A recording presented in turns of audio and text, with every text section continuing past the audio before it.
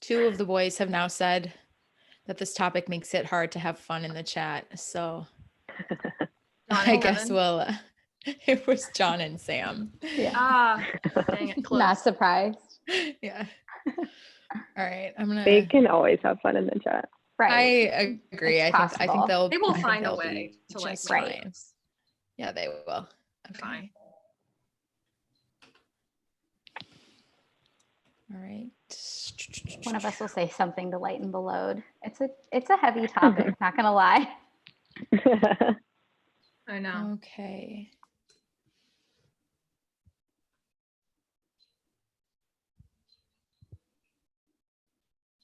I'm gonna post the link. I'll put the link in our private chat too as soon as I put it on Slack. Oh, you're pulling up Slack? Are you gonna pull it off of YouTube, Jackie? You said? Can you?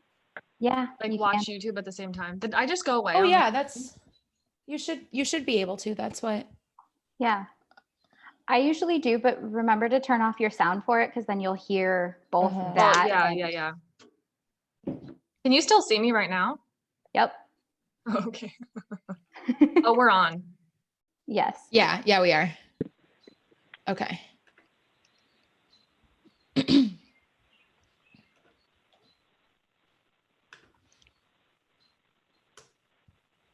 All right. Link has been posted in Slack. We are live. What's up, guys? Hey. See how many people are on, and then we'll give it a sec. Yeah. How's everyone's weeks going? Pretty good. Got 3 watching right now, but I assume that means it's just us. Yeah. It's just us. Oh, hey Tim. We are our biggest fans. Who's our biggest fans? We are our biggest fans. Oh, we indeed. Yeah. Oh, yeah. Tim's here. Tim's here. Love the support. Cool. Hey, Tim. Nice. Oh boy. Okay. All right, guys. So what's new? Tell me like what you guys have been up to this week. How's work going? Is it busy? Is it not busy? What's the latest? I've been busier than usual. Really? Yeah. Yeah, Jackie, actually, can you talk about that for a second? So you obviously work at the pregnancy center at Aid for Women. So what, like you guys are you guys open right now? Yeah. So because I'm in admin, I am working from home, but I'm busier than ever because I work in development. So of course we're like, working hard on that side. But the pregnancy centers we're having a lot of clients. We're really busy. God bless, we were able to stay open. So yeah, we're doing a lot of good work. That's good. Wow. Are you doing, Marie, what about you guys? like a lot of virtual meetings and everything? Yeah, a lot of Zoom. Really? Nice. Have you found Jackie? Yeah, it's been good. Oh, I'm sorry, Marie, go ahead. No, you got it. I was just going to ask Jackie a follow-up question. I was going to ask if people are giving or if people are like resistant to giving because of coronavirus and everything. People are giving more. Yeah. Really? Stepping. And it's been great. Yeah, we have great, very supportive and. Wow. That's awesome. Marie, go ahead. I'm sorry. What were you going to say? No, you're good. I was just answering your question. Work is good. I've been also very busy, which is interesting because during quarantine, I kind of thought things would slow down just like a little bit, just with like the shift of everyone working from home, but I'm actually having like more calls. But I flew home to my parents this weekend. So just kind of adjusting back to like living here, and it's kind of crunch time for my client. So it's been a little stressful, but I'm learning how to balance it all. That's good. Are you in Atlanta for 2 weeks, you said? Yeah, 2.5. I come back like the 13th of May. Nice. That'll be nice. Do you have siblings around, or is it just your parents right now? Yeah. So my sister is 3 years older and she's married, and they live like 20 minutes from my parents. So that's awesome. We got to see them. Like she picked me up from the airport. We had dinner. Nice. Yeah. And they live on like basically like the lakefront equivalent. It's just like a big path called the Beltline here. So I saw them last weekend. Probably will go this weekend. And then my grandmother came over for dinner last night. So that was fun. Nice. Oh, that's really nice. Yeah. Some good family time. Cool. Yeah. Pri, what about you? Work has been good. It's consistent, even keeled. Kind of like Marie, I was expecting it to be a little bit slower, but it's good to be working, and it's honestly been a distraction just being quarantined. Being an extrovert, I am driving myself crazy, trying to find house projects to work on. Oh yeah. There's only so many times I can like Marie Kondo my closet. So at this point, work has been a saver. So we'll take it. Good. Yeah. I'll take it. That's good. Howie, you is crying. Okay, cool. Well, that's good, guys. So it's just like, so I can't get over it. The fact that are we in week 7 of quarantine, or is it week 6? Week 6, but who's counting? We're in week 6. Yeah. Yeah. It's just wild to me. It's so weird that like the time has gone by so fast. I don't know. So our topic today is female insecurity and mental health. So much we could say. The boys are nervous that it's not going to be fun in the chat, but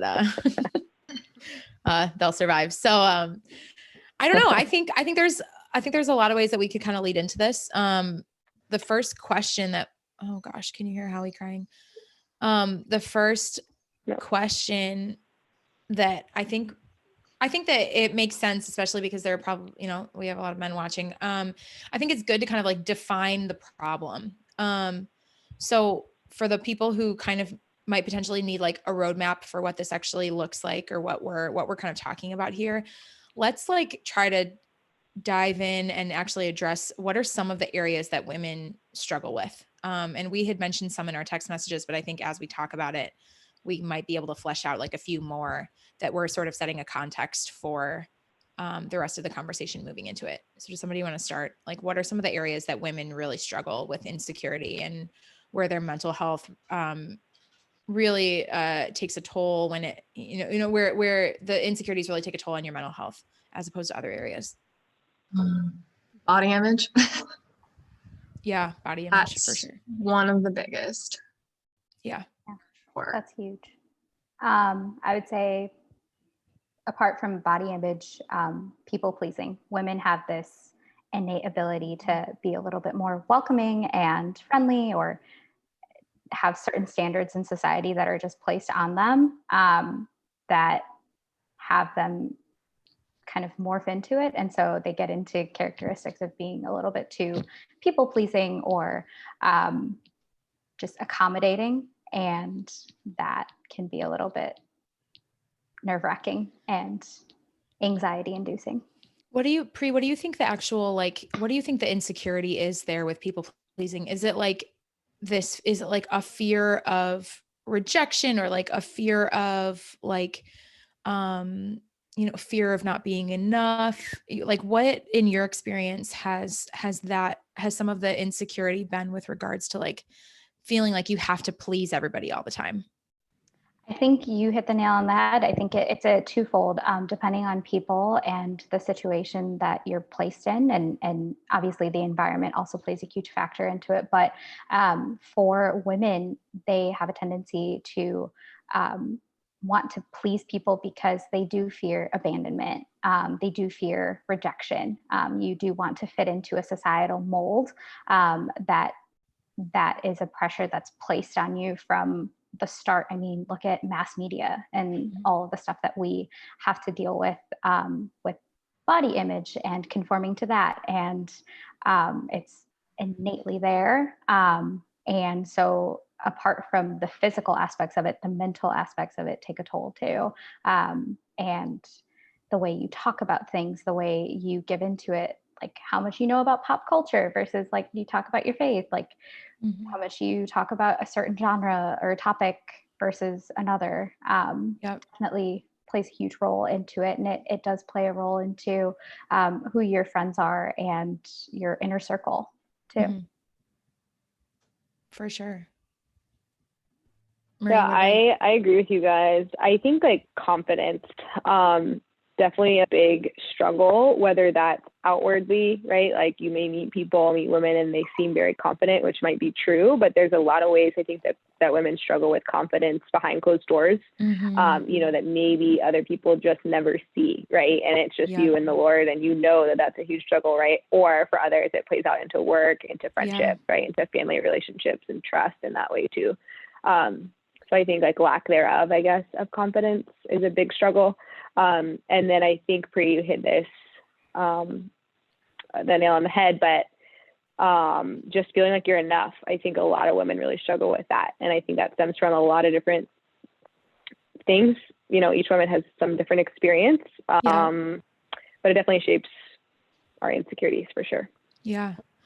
I think going along with really all of what all of you said, I think, like we hear this phrase, negative self-talk. And I think there was a point in my life that I like really didn't think that was a thing. And then for whatever reason, I realized like, no, it's actually totally a thing. I think as women, and, maybe like the four of us kind of experienced this a little bit after our first, like, doing this live stream, that you immediately finish something and you're like, oh, I should have done this. I should have done that. I shouldn't have done this. I wish I hadn't said that. I wish I had done this differently. I wish I wasn't so like this way. I wish I wasn't so like that way. And we like pick ourselves apart and criticize. And I think that it goes with regards to body image. I think the people pleasing falls into that because you're like so afraid of having to look other people's criticisms of you in the face that you're like, I just am going to like please the heck out of everybody. So nobody has any contribution to make to the negative self-talk that I'm already saying to myself in my head. And, like just with regards to all of it too. I think, just in general. So totally. Anything else like that we I think mentioned? You hit the nail on the head. I think we have a tendency as women to be our biggest critics. In fact, we are probably our biggest critics. And instead of coupling that with being our own advocate, sometimes we lose that latter half of it, being our own advocate and standing up for ourselves, really, really defending our own boundaries. You have a tendency to be so self-accommodating, or like that giving tendency that comes into play, that that compassion that's expected out of women, more so that gets to be really consuming and really challenging for women. Why do you guys think that is? Like, why do you think that women are so self-critical? I don't know if men are quite the same way, that, in that sense. What do you think it is about women that makes us so self-critical? A lot of it has to do with societal norms, I think. Society has shifted the role of a woman so much. I mean, if you look back to, sorry if you hear an ambulance the one time that it goes by. But if you think about what women have had to deal with, they were typically the person in the hunter-gatherer era.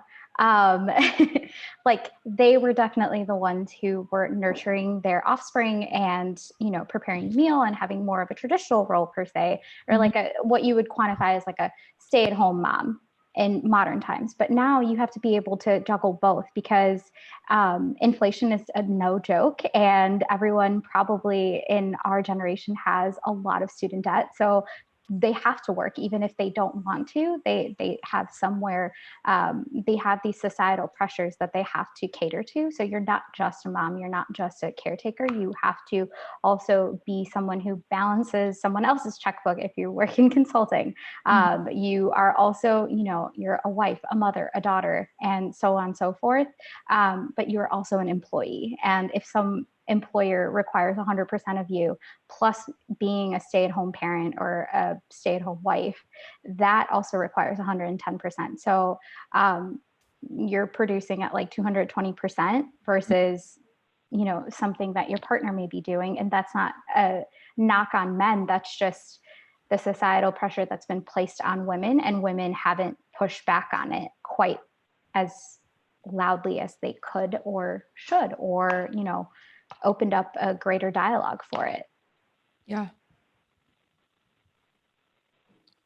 Marie, Jackie, I don't know. I've just been trying to think.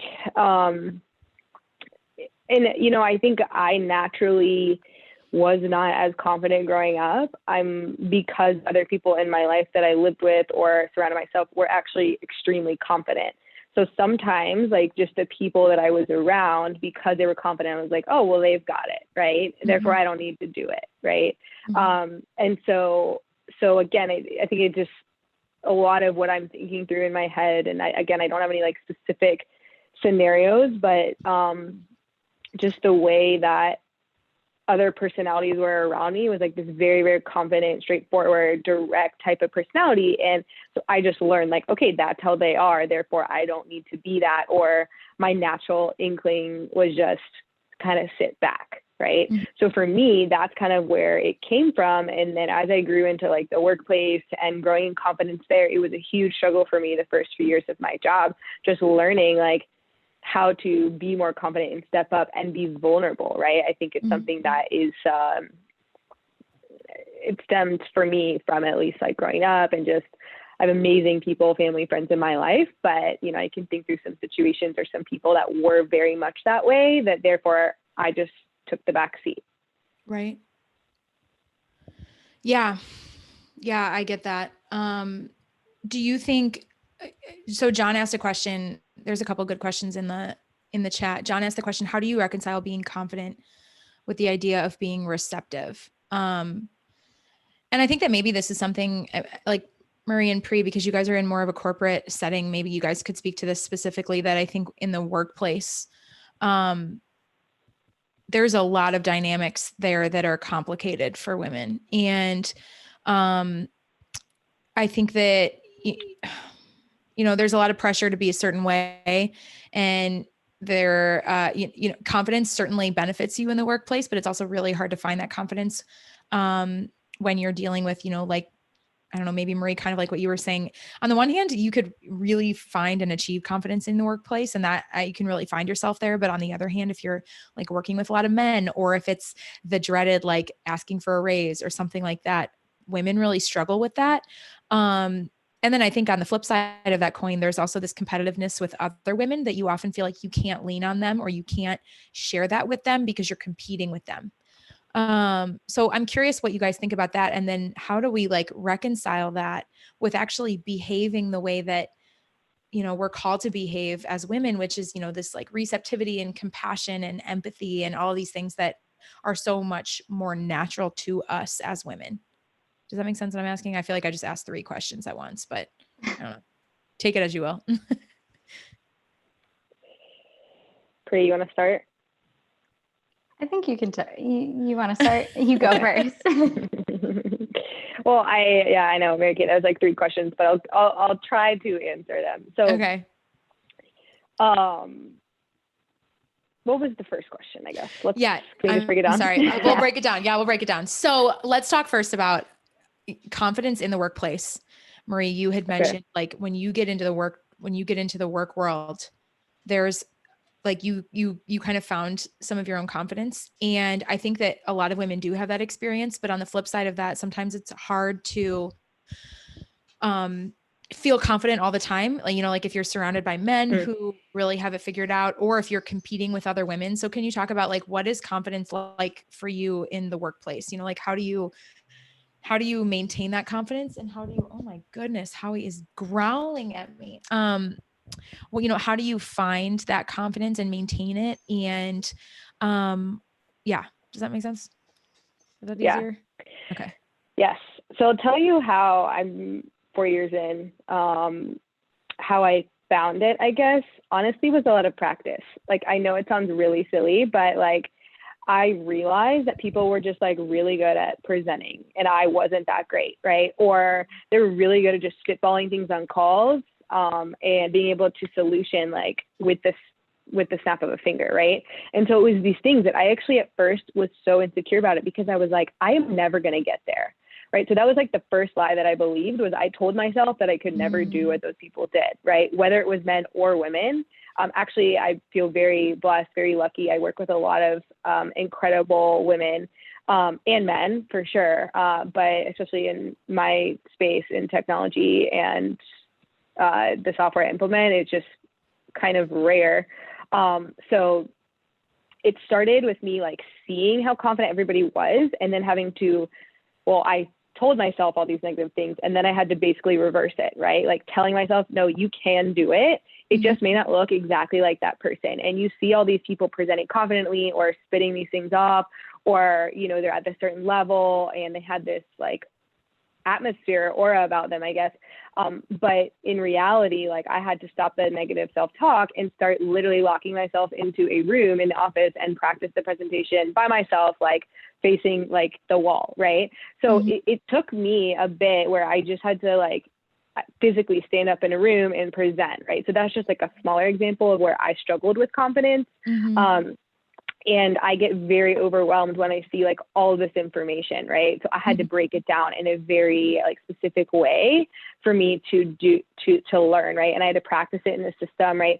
So learning like my learning styles, learning how I could be confident instead of focusing on, well, I'm never going to get where that woman is. I'm never going to get where that guy is. Like I can never present, or I can never, you know, advise or solution as quickly and as well as those people can, right?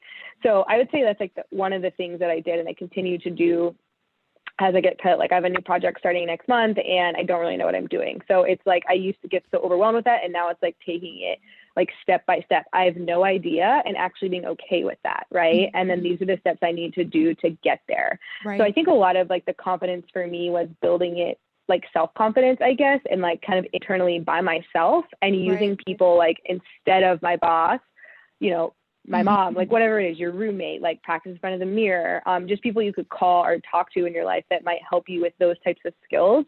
That again, I've been leading projects now, and the two people under me on the project have both said, like, one's a guy, one's a girl. They're like, wow, you're so good at that. And I apologize. I don't mean that like in a prideful way by any means, but I tell them every time, I'm like, thank you, but like, this is not natural for me. And I'm like really trying, you know?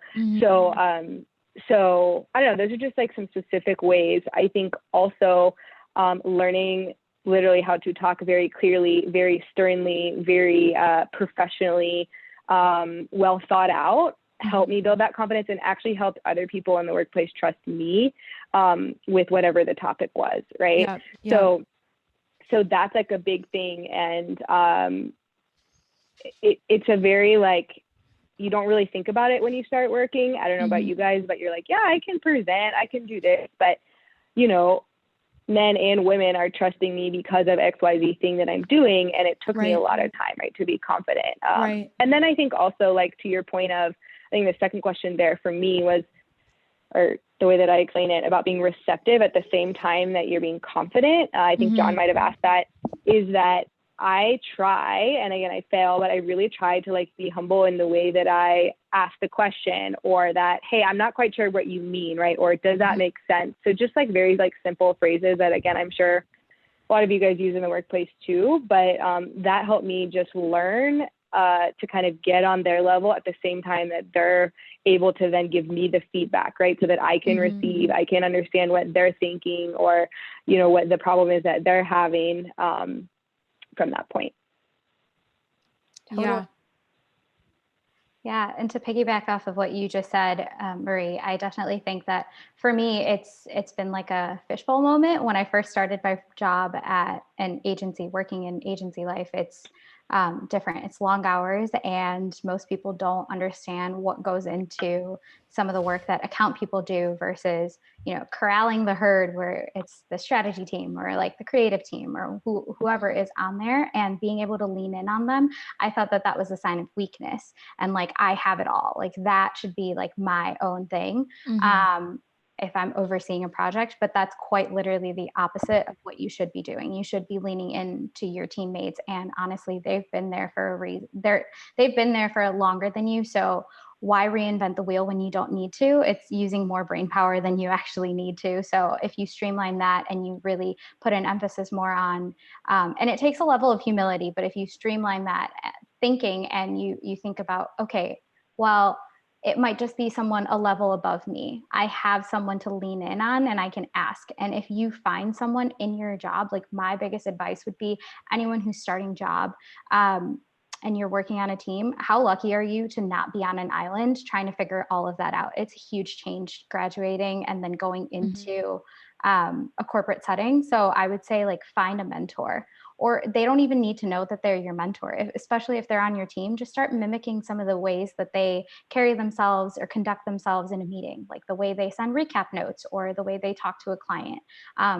Truly mold yourself into being receptive towards that feedback, even if it's not feedback itself. Like you don't have to internalize everything as well. Like that's a separate thought. And thinking about it is like, sometimes when I get feedback over email on a deck that I've put together or something that we're working on, it's just so overwhelming. So I've gotten into a point where I've understood that, especially working from home in our current environment, hey, I'm going to set 15 minutes. I know this is probably like overwhelming or whatever, but I usually reach out to the person who says, who's provided that feedback and say, hey, can we just hop on the phone and talk through it?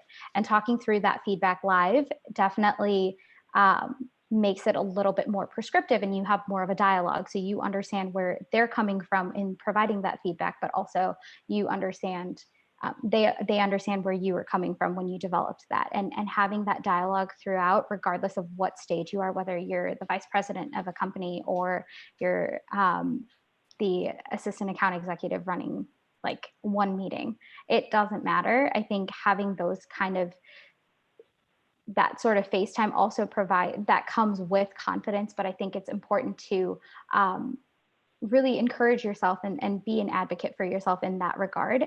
And you're not going to be perfect. That's something that, I mean, to your point, Marie, like you're not going to be perfect. And just owning that is probably your safest bet.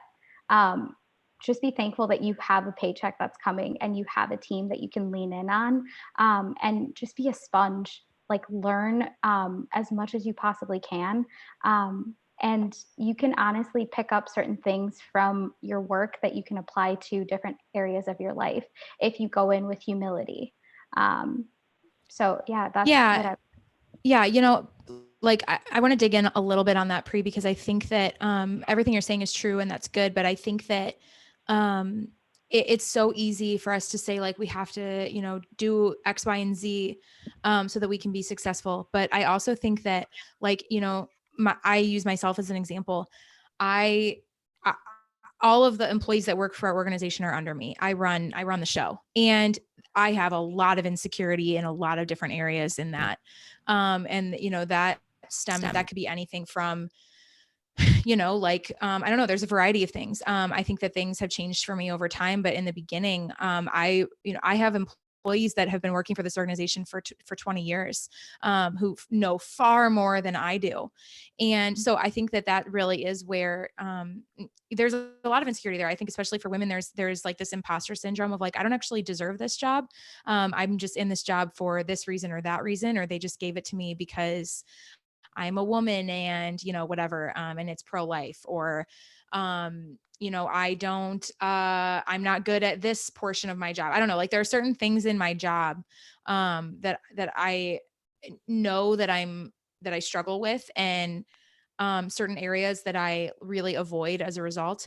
And I think that as women, we handle those things in a particular way that men are a lot better at, like making it not personal. Like, this is work. It's not personal. It's not about me. It's about doing the job, you know? And I think women, every criticism or like the feedback that we get, or, you know, like, I don't know, like I don't know. I guess my experience has been like, I'll have random people reach out to me who like, I don't even know, but because I'm, you know, kind of in the public eye with certain things here and there, depending on what it is, I'll have random people just send me a message on Facebook and I don't even know who they are. And they're telling me like, you shouldn't have done this, you should have done that. Yeah. And that's a pretty common thing for me. And so I think that, and that's kind of an extreme example, but I think that like as women, we internalize all of that and we receive that. So I think it's really easy for us to receive that as like, it's about like, it's something that I'm not adequate, you know? And actually one of the guys asked this question, if we could hone in on this a little bit more, with this idea that like women struggle with being not enough. You know, like, what does that mean? How does that sort of materialize in our lives, that we feel like I'm not worthy, or I'm not, you know, I'm not enough. So what do you guys think about that? I mean, what have your experiences been with some of those feelings of inadequacy, or, you know, that I'm not enough? Literally working every single day. In where I work, I have imposter syndrome, and I'll be the first one to admit it, just because I don't, it's not that I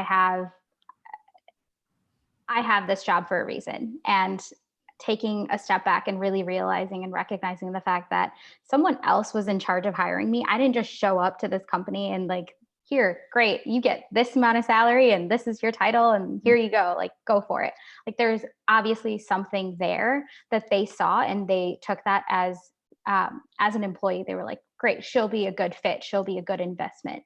And so taking that and understanding that, and even if that turns into a mantra of yours, like really reminding yourself that like, this is something that I am here for a reason. And I have the hardest time doing this, especially when I'm stressed about work. Like if I receive feedback from a deck that I worked on, and how can you not internalize that, because you've spent so much effort into it? So it becomes part of you. Like your work is a representation of you. But sometimes what I've understood from working as long as I have, which is not that long, is detachment is probably the best bet for you and for your sanity. Like detaching from it. That doesn't mean that I don't personalize it the first bet, but then when I do reach out and say, thanks for your feedback, can we chat through this?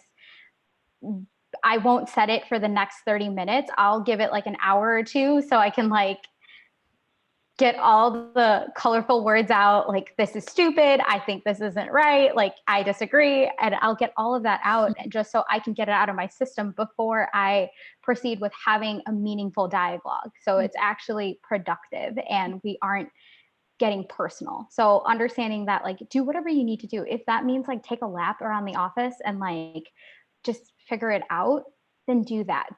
Find something that works for you. And Mary Kate, to your point, like your job is extremely stressful. You're not only responsible for the work that you do and the cause that you support and stand up for, but like you are also in charge of other people's livelihoods. So there's an added pressure to it, but understanding that that is something that, some of the most successful CEOs and executives who've been able to be successful in their roles, they have a humanist element to it where they are definitely more full of humility, and they admit when they're wrong. And I think people who don't admit in executive leadership roles, especially, if one of my bosses didn't admit that they were making mistakes constantly, then you put them on a pedestal. How can you not? It's something that like, wow, why can't I get this right? Like this person has been in this role and like they are doing it they're doing such a great job of it. Like I should totally be mimicking them and like following everything that they do.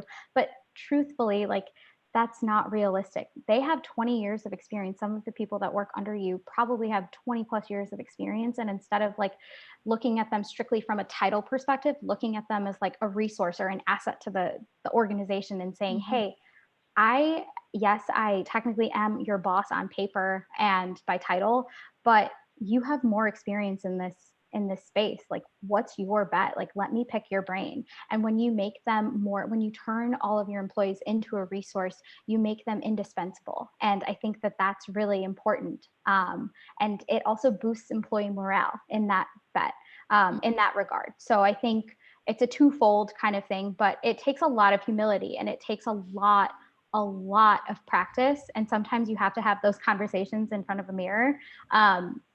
there are days when I have a client presentation where I'll wake up at like 4:00 and I'll be practicing in front of my mirror, just like talking through my talk track and trying to sell it in. I'm like, I think I did this right. I don't know. And then half of it goes out the window when I'm actually talking to them. It's so funny. But it builds up my confidence because I've had that chance to get all of my nerves out of the system. I've practiced it and I've exhausted my nerves to the point where it's like, all right, let's just get this thing over with. I don't care what time it is. So, yeah. I was going to say, just to answer your question, Mary Kate, about like being enough. I'm going to like pivot it, I guess, to like personal life, but even things like I'm not there for my friends enough, right? Like when they're going through something hard, how often am I checking in, right? Or if I don't check in, like, will they ever reach out, right? Because maybe, you know, they're just not the person that actively is keeping up with the friendship I could be, right? So that's just like a small example, I think, of how women, like, we overthink these things sometimes, and I'm not enough in this relationship, right? I think in work, similar to Pri, but just every year you have goals, right? Which everybody does at their work. And if I don't meet the goals, am I going to get promoted, right? So just little things like that, where you're constantly thinking of like the next thing, right? And am I doing enough? I think, I know men obviously love to like work and do, but even as women, I think some of us do find our identity in that too, right? And we work and we keep doing things and we don't think we're enough because we can't do enough. Yeah. I'm gonna jump in.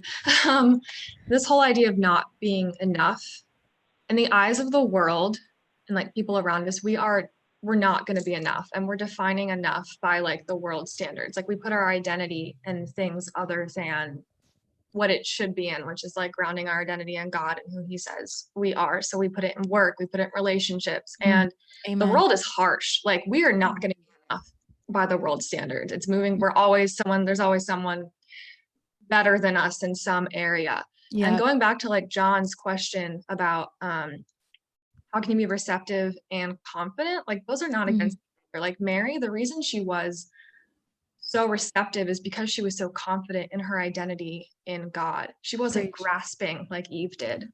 Amen. You know, that's my thing in the world. She was rooted in her identity in God. She knew she didn't have to prove herself to other people, and she could do exactly what God wanted her to do, which was to receive.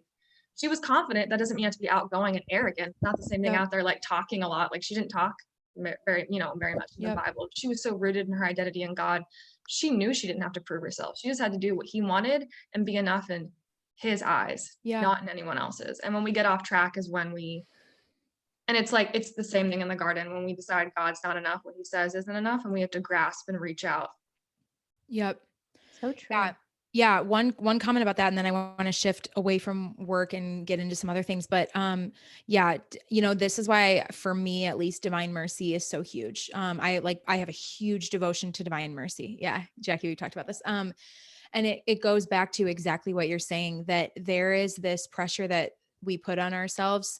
I, you know, to be totally honest with you guys, like, I hate that phrase of like, well, the world tells us this or the world tells us that. And it's not to say, I guess, with regards to women, and it's not to say that that isn't true so much as I think that it's not the world, it's the devil who like puts this standard on us of like that negative self-talk in our heads isn't actually us talking. It's actually Satan, I think, talking to us. And I don't know, maybe that's not, the boys will tell us if that's not like, you know, theologically how that works or whatever. I don't know. But I do think that like this, I think Divine Mercy can play a huge role there with regards to our self-worth and our self-confidence, because it really does, you know, my whole experience with Divine Mercy has been, God gave me permission to not be a perfect human being. And that was something, you know, there are a lot of things that I struggled with growing up. I struggled with my weight. I struggled with, you know, like friends. I got picked on. I struggled with like partying, and partying was like really filling this like space inside of me that like I felt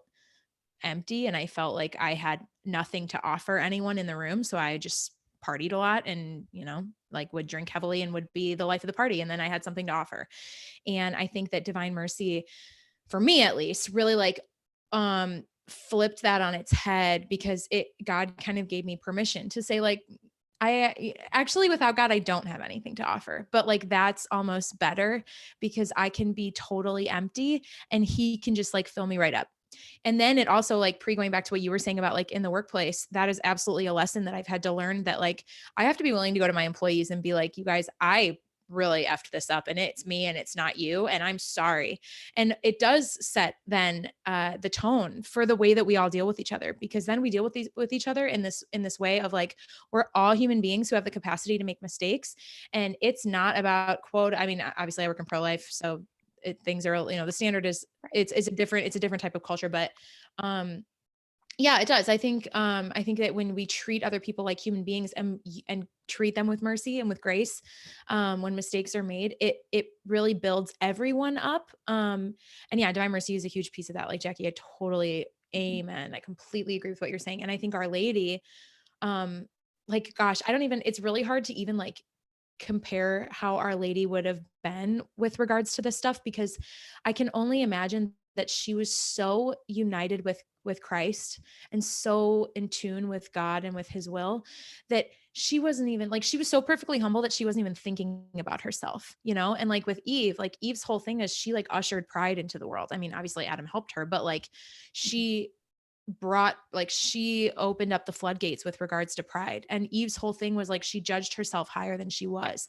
And so I think as women, we like are so prideful that we think like, I have to be this and I have to be that and I have to do this. And Our Lady was the opposite. She was like, I don't have to be anything because God is everything for me. And I bet she didn't even spend time thinking about herself. She was thinking about her son and she was thinking about the world. And she wasn't thinking about what her own, whatever. So yeah, that's my comment about that. For sure. Yeah. And I agree with you, Mary Kate. And I think like, so my spiritual director was trying to help me realize the difference between spiritual attack and literally just you talking to yourself in your head, right? Mm-hmm. Or like the devil putting those in your head and you just telling yourself these things. So I think we do a lot of that to ourselves too, right? Where like, when I hear you, when you guys are talking about Mary, it's like, you know what? She probably didn't question like any of this that we're questioning in the workplace. She probably just did it. She practiced like, and she would have just done it, and been confident in that. Yeah. Like I feel you. Simple, but really, it's like she would have just stood up on the podium and given her talk about pro-life, like she would have, like, I think of you, the Mother Teresa too, right? Like she just did her work and she knew her creator first and foremost, right? Which drove her to do literally everything. So every one of these extra thoughts of the world's giving me this pressure, she was like, I don't care. Like, I'm just being me, like she probably, like, that's just how I imagine like us getting to that like humility, but also this confidence in our humility. Yep. Yeah. Amen. To your point, all of the things that you guys have said is just incredible, and totally agree with it. I think for humility, we have to remember, and the Orthodox actually do a really good job, and like Eastern churches actually do a really good job, where they have the Jesus prayer, which is like, Lord Jesus Christ, Son of God, have mercy on me, a sinner. So you're admitting the fact that you are a sinner from the get-go. You are broken and you are a sinner. And so no matter how hard you try to be perfect, the only thing in this world that is ever going to be good is God. God is eternal and he is perfect. And resting in that provides a little bit of comfort in knowing that, like, okay, I've given it my all. I've tried to do as best as I could. Even if I fail in this, like, I can rest in the fact that I still am connected to God, and I can rest in knowing him and being his child. And I think that is something that we need to have more of an attachment to, and detachment from some of these things that we get so consumed by, whether it's our work or some of our relationships, or if it's like what society is saying, or like Instagram or any kind of social media you see, you're like, oh crap, like this person looks so great, like they've worked out for 4 or 5 weeks straight, and like this is how they look, like why don't I look like that? Or whatever. And you can't compare yourself to the first point, but also knowing that like you were put on this earth for a certain purpose, and you were put on here for a reason, and having a little bit of compassion for yourself is critical. If we are expected to have compassion for other people, how can we actually live out God's divine mercy for other people if we're not being graceful and humble and also forgiving to our own selves? it seems a little backwards if you're not being kind to yourself. Yeah, totally. Yeah. I want to kind of shift gears. Did you have something you wanted to say, Jackie? No. Just in regards to divine mercy, I could go on, Yeah. but just like in the world, we're always trying to be enough and get rid of our insecurities or the ways that we're not enough. And it's totally flipped in the Christian world. Like in those insecurities, in those wounds where we're not enough, like that's where Christ comes to us. Mm-hmm. Depths of his mercy runs in our deepest wounds. Yeah. And then we just have it totally flipped that like, that's actually where God works the most in us, is in our wounds, just like in his own wounds. Like that's where the greatest glory came from. Yeah. It's in our wounds that he brings the greatest glory. It's in the Bible. It's in Do the Consecration to Merciful Love by Father Michael Gately. Do it. It's a life changer. Change your life. Yeah, it seriously will. Yeah, it's a life changer. I want to, so I want to kind of shift gears. I want to talk about, one of the things we've got in here that I think is a good one is, how do men play a role in female insecurity? And how can men contribute to building women up as opposed to the negative self-talk that we've talked about, that we've mentioned? Let's focus first on, how do men play a role in female insecurity? Let's focus solely on that question first. Yeah.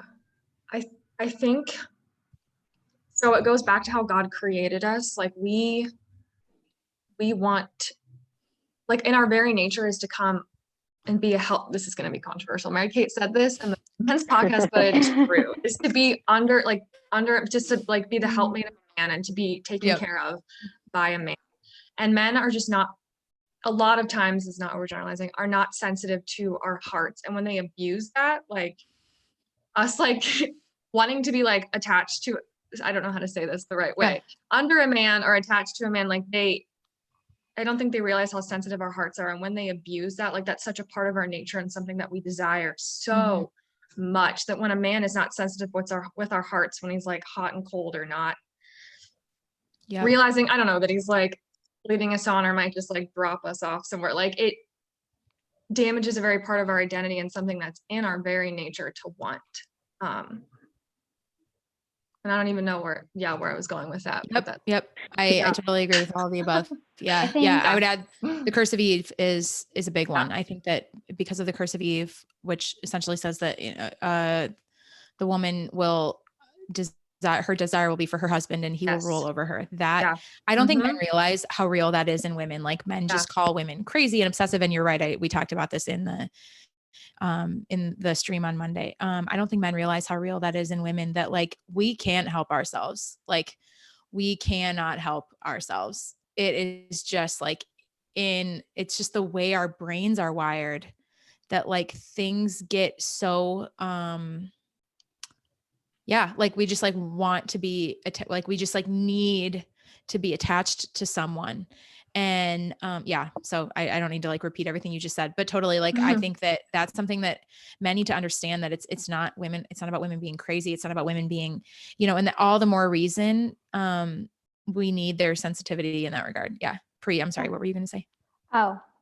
Lost my train of thought on the first part, but to your point, I think, Mary Kate, we also forget Ephesians 5, 22, 24. I just did a quick Bible verses here. Did my homework. No, but it says, wives, obey your husbands as you obey the Lord. The husband is the head of the wife, just as Christ is the head of the church people. The church is his body. He saved it. Wives should obey their husbands in everything, just as the church people obey Christ. So in that interpretation, women, from that perspective, women do have a tendency to lean on men to lead. And they do put their hopes on men. So regardless of whether that's a daughter looking up to her father or a wife looking up to her husband, they are the head of the household in some respects, obviously. So different families have different norms at this point, but I can say that it definitely is something that you have to put you have to put into perspective that like women are truly going to lean on men. And if you are dating intentionally, as we talked about last week, you do have in the back of your mind, how do you not have that thought like, oh, can I see my life being led by this man? And ultimately your end goal, the goalpost, is going to heaven, right? So if you're not receiving communication, if you're not receiving that sort of investment per se from a guy, you're going to question things, you're going to have self-doubt, and you're going to, and our brokenness innately is going to cause us to want to problem solve and look for those answers within ourselves. Like, how can I be better? How can I do something to make this guy feel a certain way and like be a strong leader? And you can't. Sometimes you truly can't. Like, there are certain parts of your life that, like, you go on a few dates with someone, they're hot and cold, you get over it. And it's easy to say to get over it. Like, if someone else was like, if I was telling you a story about one of my experiences, then like, you at a certain point, if I'm harping at it over and over and over and over and over again, like, you might just say, like, get over it, it's fine, like, just like, it's over. But internally, that has wounded me because it has caused me to think about the things that I was already wounded about. So I could be insecure about my body. I could be insecure about being extroverted and people thinking or perceiving me as like a party girl or what have you. I don't know. I'm making up like I don't know. But like, these stereotypes that we already are criticizing ourselves for, they sort of play into one sort of negative thing that happens in your life, and that kind of like reaffirms all the negative insecurities that you have. And that man may not even know the gravity of his actions. That's why I think it's so critical, even if you're uncomfortable in a situation, if you have the decency to ask her on a date, have the decency to break up with her, not over text, give her a call or meet with her in person, and just end it, say your piece, and be able to receive it. And at this point, dating advice with Pri. We got off on dating. I'm done. Sorry, Pri. I didn't mean to interrupt you. No. No. Marie, what do you think? So the question was like, how do men contribute to the insecurities of women? Yeah.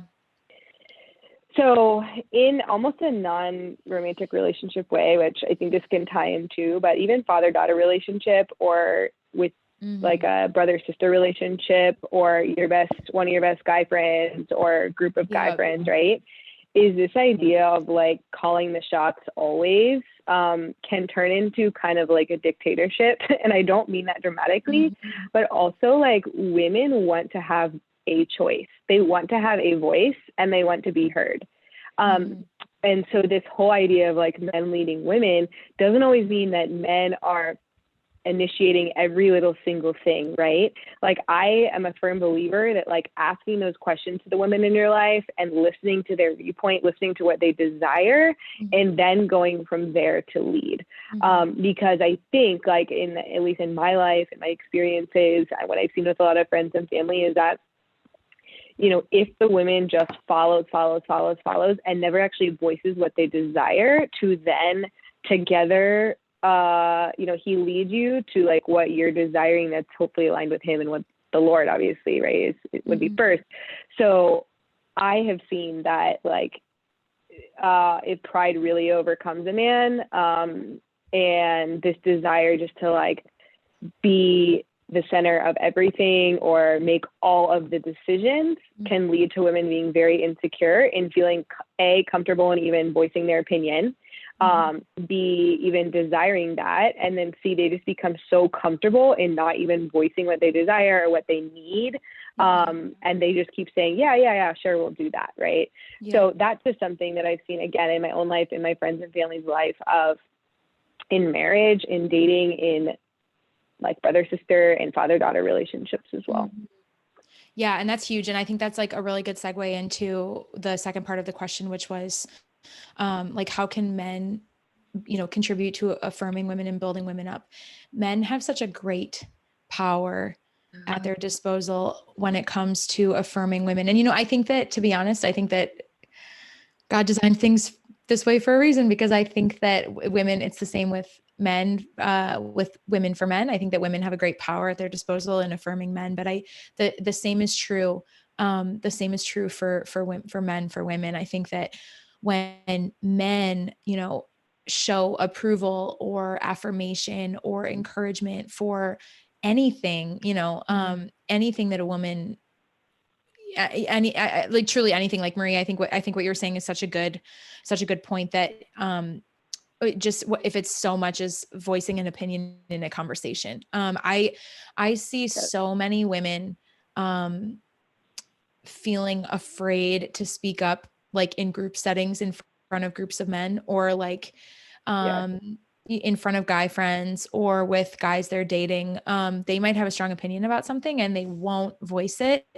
And it's out of that insecurity, that insecurity of, what is the man going to think if I express this opinion, or if I voice this opinion? And to be honest, I think oftentimes it's, that I think as women, we kind of automatically assume, at least at first, that men know more than us, or like are more insightful with regards to some issues than we are. I don't know, maybe that's just me, but I know that I do that. Like I have realized, actually, like I think in work, but also just like in having a lot of guy friends over time in my life, in those relationships, I've realized that I tend to like give men the benefit of the doubt and like assume that they know what they're talking about. And then I like second and third and fourth guess myself a million times over. And I've sort of realized that's not like always the case, that they don't actually know what they're talking about. John said this, I think, either this week or last week, something to the effect of like, men can be way overconfident. But I think that that's kind of what we're talking about, is that whereas men can like be overconfident about some things. And I think you guys know, like, we're not trying to bash men here. We're just like talking about like, this is the dynamic, right? Like, Totally. I think women, we kind of put ourselves in that secondary place. Like, for what reason? I don't know. I mean, is there like a good there that we should be, that we should be adhering to men and trusting them, and,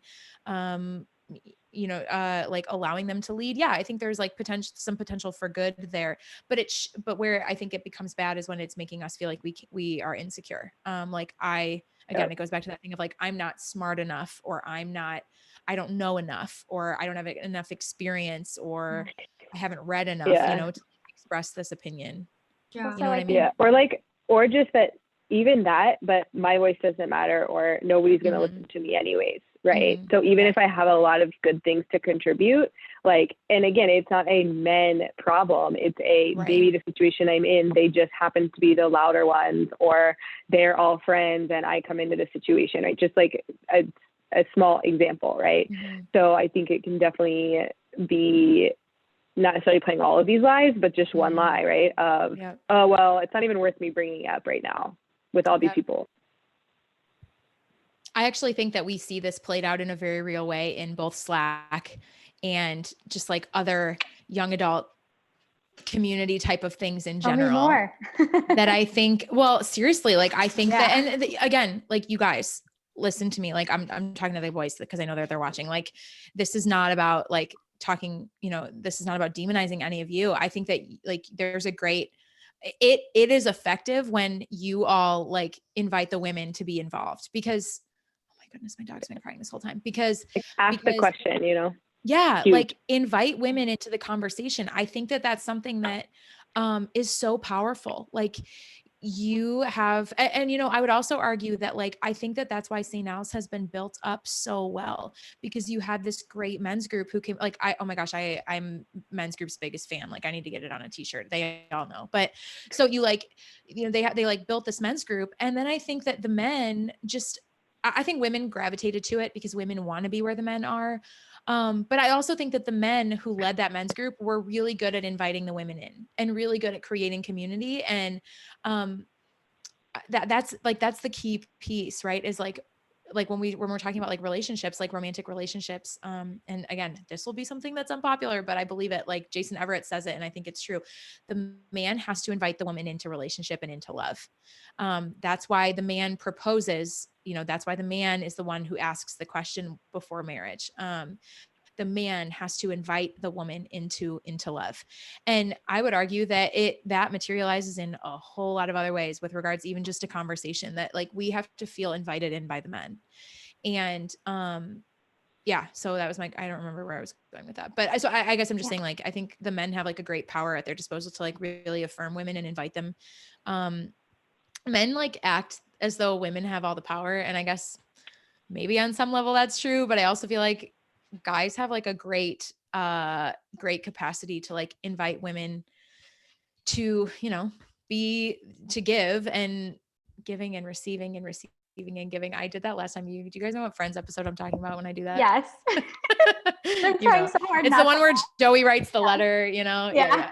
Because they're trying to adopt. Yeah. Okay. Anyway, sorry. So I'm done rambling now, but that's my thought. Yeah. Well, I mean, to your point, last week, not to harp back at our first episode, but if you've missed it, you should check it out.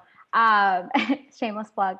But I will have to say that you talked about how Mary received. And so that's just been those. I'm listening to you, but I got to let my dog out of this room. So just give me 1 second. Oh, all good. Bring them on screen. Yes. Let us know. We can wait for my point, which is not as important. Okay. Oh, thought we were gonna see Howie. Anyways, I was just gonna say how those have been some of the examples that we have been given, and so we shouldn't be afraid to mimic them in receiving. I think we have a tendency to forget that receiving is not all that bad. Like, we don't have to be the first person to like give, or I don't know. I think I lost my train of thought, but I just wanted to say, last week you said Mary also received, and I think that like further validates that's a proof point. If she, of all, the most purest example of selfless love and just perfection, I think if she can do that, then shouldn't we strive to even try to do something like that? I think that should be the goal. Yeah. And Dan just said something really good in the comments that I think is worth exploring. Dan said, you guys, let me just say, like, it's blown up. Yeah. Well, it's just funny because like, I really struggle to keep an eye on both the chat and the, why am I sitting like that? I'm looking at myself on YouTube. I really struggle to like look at the chat and also like pay attention to the conversation. And I like want to like know what you guys are saying, but like also some of the stuff in the chat is good. So Dan said, speculative question. You've been saying that the women want to be heard, yet want the men to lead. Do you think Mary frequently let Saint Joseph know what she wanted and was thinking? I'm pretty sure Mary was not one of those women who was like, why don't you just know? You're just supposed to know. I would bet, this is my guess, that Our Lady was like so gentle in communicating with Joseph about what her desires were and about her opinions and where she was coming from. I bet that she was really graceful at that. And I think that as women, again, like, we're communicators, right? Like, that's what we're best at. So, or that's what theoretically we're better at it than men. I'm working it too. Yeah. So exactly. There's so many women in communications. I also studied communications in college, journalism. Yeah. So I think that like, with regards to that, I think that, gosh, I wonder what that looked like, I don't know. Do you guys have any thoughts about that? I think that that's like a really great idea worth exploring, that what was that communication like between Our Lady and Saint Joseph, and how did she receive well from him while at the same time like sort of guiding him? It's kind of like it's that quote from My Big Fat Greek Wedding. The man is the head, but the woman is the neck, and she can turn the head any way she wants. She was, like you said, so Mary Kate. Sorry. No, I was just saying, so good. Go ahead. Yeah. Like I said, she's probably very gentle and kind. And like women, we have power too, to like affirm a man in his masculinity. And I'm sure she was very affirming of Joseph and let him lead, but very gentle with expressing her needs as well, because she knew that he was a safe space to do so. Yeah, that's really interesting to think about, though. I don't know if anyone else has any thoughts. Yeah. So mine is just thinking she's like 13 years old. Oh my gosh, yeah. I'm thinking like, oh my gosh, like me affirming anybody at age like 13, like let alone I had no idea who I was at 13. But like she was actually perfect at that. It's just like hilarious for me to think about. But that's nothing profound, but just the first thing that came to my head of like, wow, that's impressive for a 15-year-old. Yep. I'm not going to take a comical take, but I think my interpretation is it might be. But I think to the original question, I don't think we're saying that women need to be subservient to men. I think it's more of it's all about communication. So if women are supposed to be ardently better at communicating, shouldn't be something that the men expect out of their partner or whoever their female other half is. So I think understanding that like, if I have certain desires or I have certain needs, I have to be able to communicate them, because like they're not God. Like, yes, they can be your spouse and like they are your better half or what have you. You can put whatever label you want to put on them. But at the end of the day, they are not God. They don't know everything that's happening in your heart. So if you don't communicate, you're shooting yourself in the foot and you're doing yourself a disservice, because now not only are you not having your needs met, but by not communicating, you're also bringing your husband down and not helping you reach the ultimate goal. And if there's a lack of communication, that brings a perfect marriage into shambles, or any sort of relationship. If you don't communicate, the foundation has to be communication. And if you don't do it, it doesn't have to be just only the good things that you communicate. You don't just have to affirm them in everything that they do. You have to point out certain things that aren't working for you. And by dialogue, you can figure out and troubleshoot what's working, what's not working. And also like take the time, if we want to receive affirmations, like take the time to also give those. And sometimes you get so stuck in your ways and you sometimes forget to applaud or, thank the other person for even the most mundane of things. I think it's critical to do, because there's a level of respect and decency that you're providing to the other person that they need. And so you're meeting not only your needs in the relationship by communicating, but you're also fulfilling that other person's desires. Like, hey, I am doing a good job. Great. I'll give myself a pat on the back. So I think both are necessary. Yeah. And I would hope that she did that too, especially if they stopped at a barn in Bethlehem to deliver a child. She probably had to communicate, hey, my child is coming. Yeah. Any other thoughts? At age 14. At age 14? Yeah, she age 14. That is, it does throw you for a loop, doesn't it? Dang. Yeah. Like braces, like what's funny? Like braces. Literally, I'm thinking like the rubber bands we would like put on our braces. I had those. The different colors at the orthodontist. Oh yeah.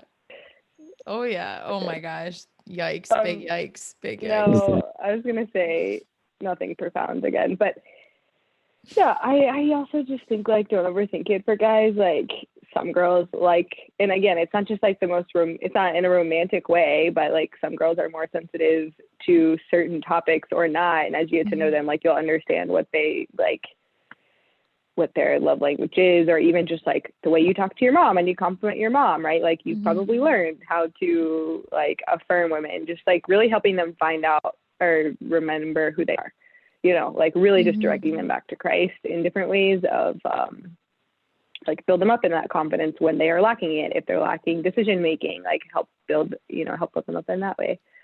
So. Yeah.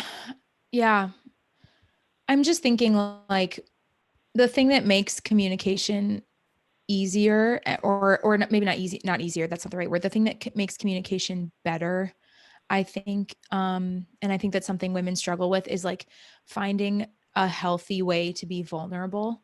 And we've kind of talked about this before. Like, I think as women, because we have this desire to like connect emotionally with people, it's hard sometimes to strike that balance of like what to share with other people. And I think in our insecurity, we might avoid sharing and like keep things to ourselves. Or on the flip side of that, I think in insecurity, we can share too much.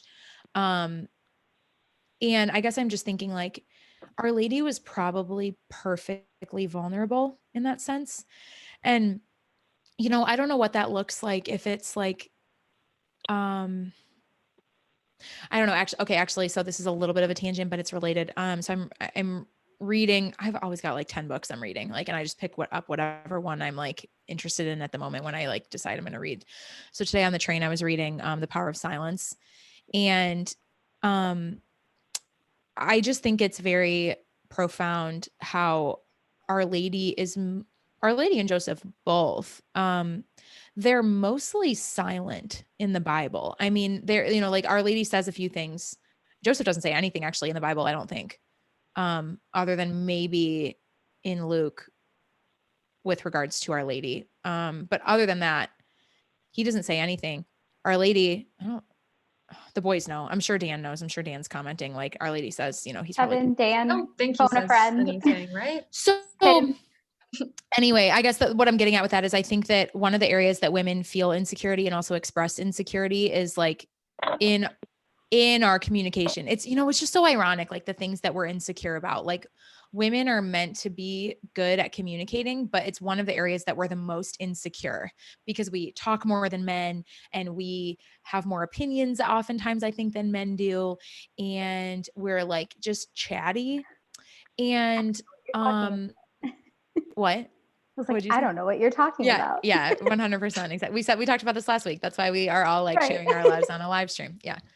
That doesn't really count. That example doesn't really count because the boys started it. So and they're like, when I go back and listen to those audios, I'm like, you guys, everyone is just screaming over each other. Like, how can anyone even know what we're talking about? But anyways, so I just think that's interesting. Like for me, I would say that is like a huge insecurity for me, that I know that I talk a lot and have a lot of opinions, which is kind of ironic because that's literally what my job is to talk and have an opinion. Yep. And it's probably one of my biggest insecurities. And I think that silence, I guess maybe just because I'm reading this book, I kind of have this reflection, but like, I think Our Lady was probably really good at using her words scarcely and well. So like, I think as women, sometimes we can just be saying so much that we're not really even like, it's not necessarily clear what we want, or like, it's not like we're not being concise. We're just like spewing, and I don't know, I'm kind of like processing this as I'm speaking, but I think that Our Lady was probably mostly silent and did a really good job of receiving from other people, like listening, like in this book, Cardinal Sarah, I don't know, talks about like, how silence is necessary for listening and understanding other people. And we can't listen and understand other people if we aren't ever silent. And I think that for women, that's something that we really need to hone, is this ability to like stop ourselves from talking all the time, which I think is a temptation for a lot of us. And again, it's a major insecurity. And so I say that not to like be critical of women, but I think that Our Lady was probably really good at that. She was probably really good at like not just filling the silence. And she was probably really good at like listening to other people. She was probably really, really good at listening to Joseph and probably understood him as a result, and then was able to communicate with him more concisely because she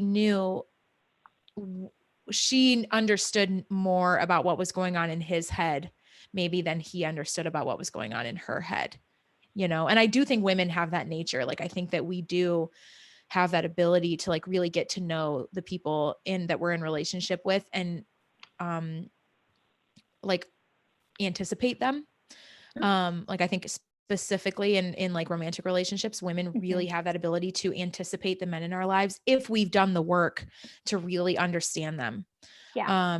And I think that's a major call that we have, is because we have this strength of empathy, and, you know, of just like relating with other people. We are really called to take on that silence of Our Lady. And, you know, I think the same call exists for men too, because I think St. Joseph, we see in the, you know, I can't imagine that St. Joseph was just like yakking his head off all day long. Like, I can't imagine that that's how he was. And it didn't end up in the 4 Gospels. No, it wasn't in the gospel. Right. So I can only assume that that's not how he was. Yeah. So I think that like men and women both, we can really hone that skill of like silence and listening and understanding the other. And then, yeah, I guess receiving and giving and receiving. In that, Thanks, you know, Joey Tribbiani. I don't know if that was related at all to what we were talking about, but you know, whatever. So I also just want to say that maybe we've already kind of talked about this, but women also, like, in that regards, if we think we talk too much, just as much as we have the insecurity that we're not enough, we also have this insecurity in some areas that we're just too much. And I think that's because women have been stereotyped as being way too sensitive, way too needy, that we go on the other direction. And we're like, well, that's what I do. Like, I'm not a big talker, if no one has noticed. A lot of times, like, I'm like listening and observing and quiet, but I'm always like, I don't want to come off as too needy. I'm afraid to like totally be too over dramatic or emotional, because men, I mean, that's another way that men have, they've made a stereotype. You were talking about that on the Barstool or whatever last week. Like, they've stereotyped women as that. So we're afraid to express our needs in general. Totally. That is so real. I can think of so many times in relationships that I was like, oh, how do I express this without coming across so needy? Yeah. Right. Whereas our emotions, like you said, Mary Kate, are a beautiful thing. And like, that's where our empathy comes from and how we relate in relationships. Of course, we can go over the top. Yeah. Like, all of us can, but yeah. And actually maybe that's it. So you mentioned emotions. We haven't really talked actually that much about the mental health piece of this. And to be honest, well, I don't know. I mean, what are your thoughts, you guys, on like, how does the insecurity piece for women fit in with the mental health piece? I think they complement each other, and depending on what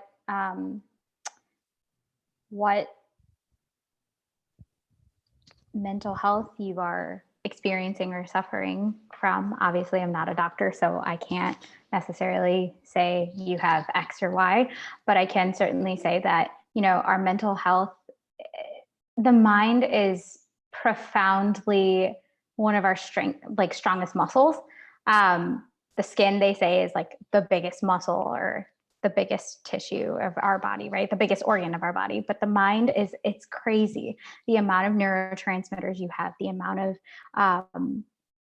X and Y. Like, I'm no scientist by any means, but you know, you can have certain serotonin levels and you can go from being super happy to being extremely sad in like the flip of a switch. And so I think with that, mental health has a huge, like, insecurities definitely play to our mental health. So if you are someone who experiences anxieties, your mental health is going to be aggravated. Your condition is going to be aggravated by your insecurities. Like, you're going to spiral.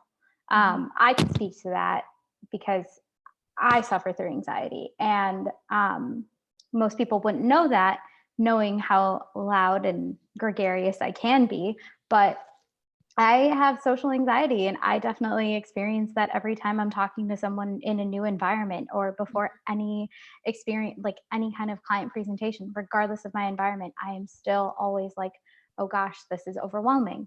And how do you quiet those voices in your head and really understand, like, fight or flight? Am I going to fight, or am I going to run away? Clearly, if it's at work and they're paying you, you're not going to run away. But in certain situations, like, are you going to hold yourself back from a social gathering after church or with friends or what have you, because you're like, I don't know, there's like over 50 people and I don't know who these people are. I just know like maybe one or two. And knowing your boundaries is also critical in that staple, like what you can take and what you're willing to take. is another piece to it. But insecurities definitely can aggravate some of the anxieties and depression that comes with it. And I don't know, I can't speak to like something really severe as like schizophrenia or another mental condition, but yeah. I mean, they play off of each other. They're like, so if you have a chemical imbalance, you're much more prone to have insecurities. Like your brain just isn't functioning right, and you're going to harp on those like insecurities in your brain and focus on the negative. But then also having a wound or like consistent insecurities that you're dealing with can also affect the way that your brain functions and your brain chemicals. So they play off of each other. It's like complex for each person. It's different. Yeah. Yeah, I would say, because like going back to the question of how do your insecurities, I guess, affect your mental illness, I think actually would be the word, right? Because mental health is kind of the way to positively cope, where mental illness is what you're struggling with. I have all kinds of experiences with that in the past, but it's that it does exactly what the two of you guys said. It makes us overthink it all. So then we start stressing, and then we start getting anxious, and then we get to depression, and then you get to suicidal thoughts if you've ever been there, right? So and stress turning into anxiety is something I deal with constantly, and I used to have anxiety attacks, and I've learned how to cope in different ways to be healthy. But I think the insecurity itself makes us overthink, continues to make us overthink, leading to stress, leading to I can't get out of the situation, therefore I just quit, right? So I would say that's the number one thing for me, at least. Struggling with stress used to lead to like severe anxiety. Praise God, I've come out of that a lot. Yeah, I think that overthinking piece is key, especially for women, because we overthink everything. I don't know, maybe I'm alone, but like, dang, you know, like everything. I think, you know, we've talked about that before, like that someone will say something to you or something will happen and you will just like attach to it. And then it's like all you think about, you know, for however long. And I think it's very easy. It's very easy to spiral in that regard. So I have a question for you guys, and I don't mean to like throw you guys a curveball, but I wonder how much that has to do with our previous topic that we just talked about. Like our overthinking is because we're unable or feel uncomfortable expressing our emotions and how we're actually feeling. Like, do you think that has a factor into it? Or do you think our overthinking is just that we are being self-critical and overanalyzing and solely overanalyzing? Or do you think it's that we don't feel comfortable in our setting in any kind of given environment, that we don't feel comfortable expressing our emotions and what we are thinking in that very moment? Or do you think it's both? I don't know. I think it depends on what it is. I think it's potentially both. I think that there are some things that, you know, someone might say something to you that stings and you don't express it in fear, but you think about it forever. And you like really internalize it.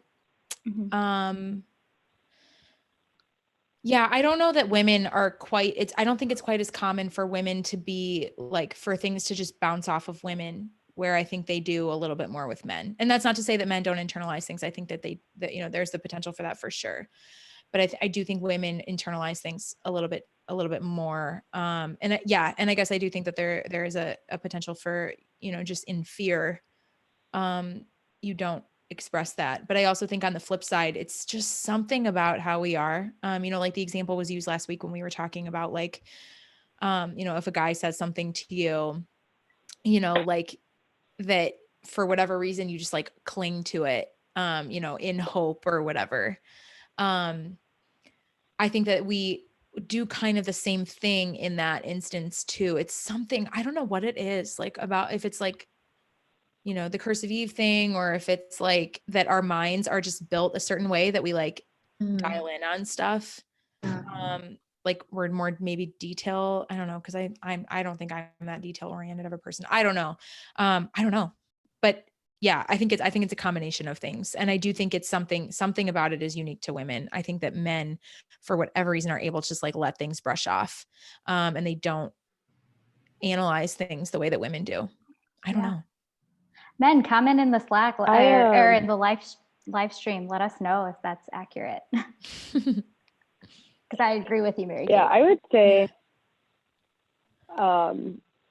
would say I don't think personally that it's not that we can't express our emotions, because I think, yes, we know like women are emotional, but like I would argue that I'm very logical in a lot of situations, and I use my logic and reason to make decisions, right? So, and that's the balance as women, obviously as men too, but especially as women, where like our emotions are not overpowering our logic and our reason in decision making or in what it is that we're thinking or what we're doing, at the same time that we're not just being logical and super reasonable all the time, but we are being sensitive, right, with that emotion. Or example, you get so mad at an email that somebody sends you at work, right? It's like immediately go into flames inside my brain, but I have to get up and walk away and literally just go sit by myself, right? So very small examples, but I would argue that it's not necessarily that we can't express our emotions. I think it's that we don't express them either in the right way or the way that is the most helpful for us in that specific moment, right? So I'm just really big on coping strategies and mechanisms for like whatever it is that we're overthinking. It's like I feel like I've grown a lot in that, and like just taking things at face value, right? So it's like letting the mind go. I mean, it happened to me one time this week. I went on a walk with my dad, ended up just talking out with him, and he actually heard the crazy in my head and was like, yeah, I think you're overanalyzing the whole thing, right? He was like, you're in a stressful situation, and so you just need to keep going forward, right? So it's like, it's just learning how to express them in the right way with the right people at the right time. Like, again, not being perfect, but yeah, I don't know. I feel really lucky that I don't feel that many people in my life have suppressed my emotion or not given me the space to express it. Right. It's just that me knowing they're not going to fulfill the need of my emotions. So I have to learn how to deal with it and then come to them and say, hey, this is what I was struggling with. Right. Right. Yep. So I think it's a combination. Okay. Jackie, any thoughts? For both men and women, it's good to speak our thoughts out loud and have someone like self-reflect out loud. I took a counseling class, and it was like, if you're stuck in your head for too long, you start to go crazy. And as soon as you say it out loud, you're like, oh yeah, that sounds crazy. Like, that's not true. And that's why therapy is so great. The story of my life. Yeah. Yep. That's why therapy is so great. Or to have someone that's very emotionally intuitive or sensitive, like talking with you to like say what you just said out, like back to you out loud. And you're like, oh yeah, that doesn't sound right. That's not what I mean. Like, that's like not what that's insane. But in your head, like that sounds logical in your head. Right. Out loud, you're like, no. Yep. It's like when I told my dad like 2 years ago, like, hey, I'm having an anxiety attack. And he was like, you're really self-aware. And I'm like, thank you. Like, that is such a dad move. It's not even funny. Oh gosh. It is so funny. Dad. But it's like so real and what you need, right? Like you just yeah, you're right. Okay, I'm self-aware. Okay, I'm just gonna move on with my life. Yep. Okay, I kind of want to go to the questions in the chat. So there's a couple.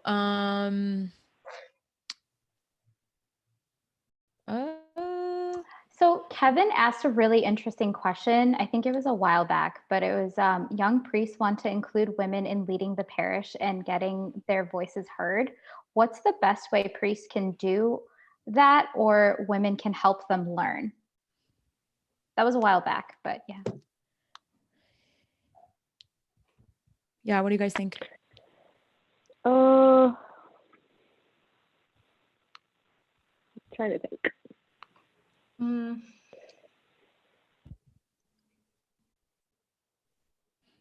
Nothing?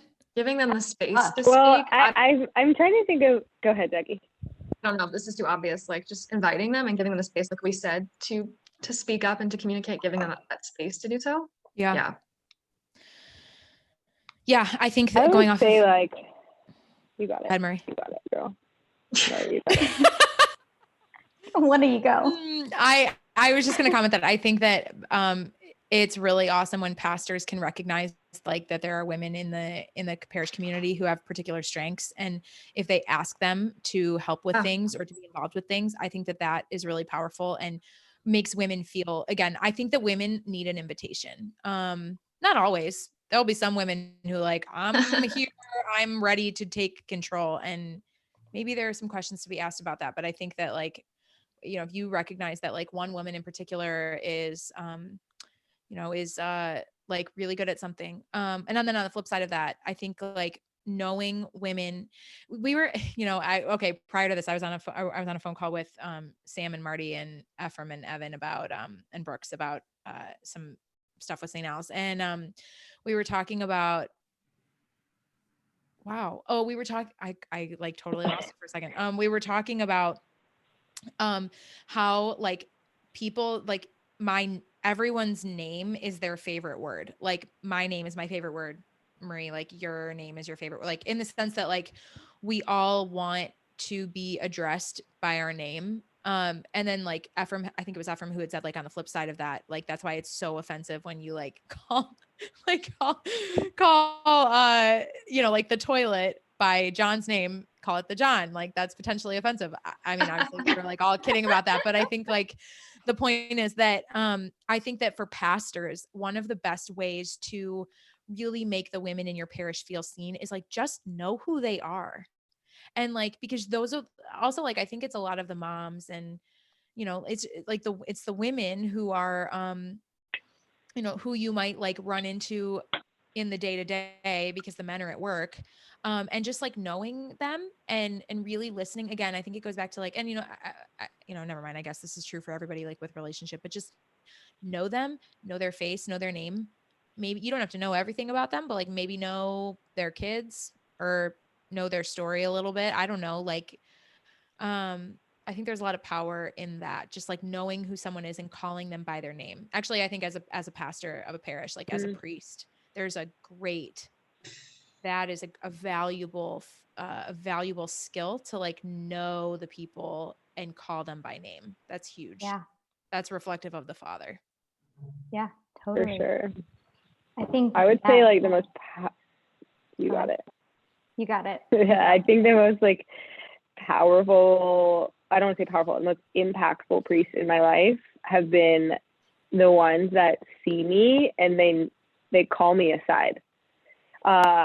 So like to your point, Mary Kate, of like needing this like invitation, it's like you are noticed as a woman and they like in the most priestly, fatherly love way, they see you and they notice you and they actually physically like take you aside and have a conversation amidst this huge group, right? And so like I went to Mexico City, I was telling you guys in February, and this priest that I met there, like I felt like he knew me deeper than like half my friends do, like within 5 days, right? Because like he would ask me questions and then I had this one question after dinner and he took me aside after dinner with everybody else and just started being like, hey, so I knew you were really struggling with that earlier. I could kind of tell by just like watching you and like the things you were saying. Yeah. Like the things you were saying, like you were wrestling with it. He was like, do you want to talk about it? And he gave me the choice to like open up or not. And I was like, yeah, sure. Let's talk about it. Even though I was hesitant. Then it turned into like an hour of me and him sitting in a room and me telling him like all the things I was struggling with. And him like looking at me and being like, you are lovely. He was like, I want you to know that like through your sin, like you are so worthy and so loved. And I was just like, oh, thank you. So that's just huge. a small example. Wow.